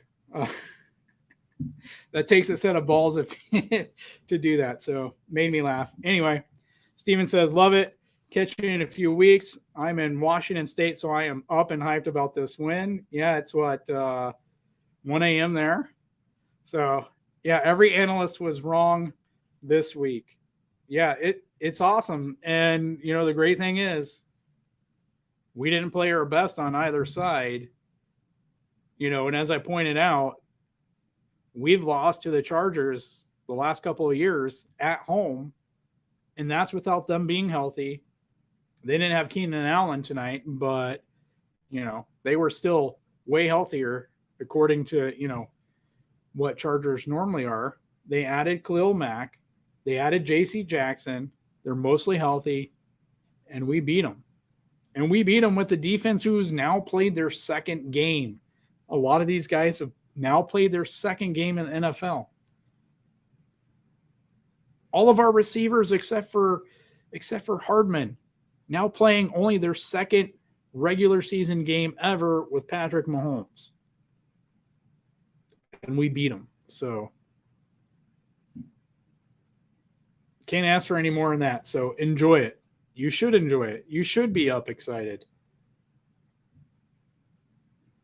Anyway, want to thank you guys for watching us. Everything's in the description, I do believe. And so if Gooch was here, I'd have him pay the bills. It's 4 a.m. where he's at. So I think he fell asleep on us, but hey, it is what it is. We'll see you guys Sunday night if you can make it. So thanks for watching, guys. You got your team, and we got a kingdom. Ready for war, we score and win.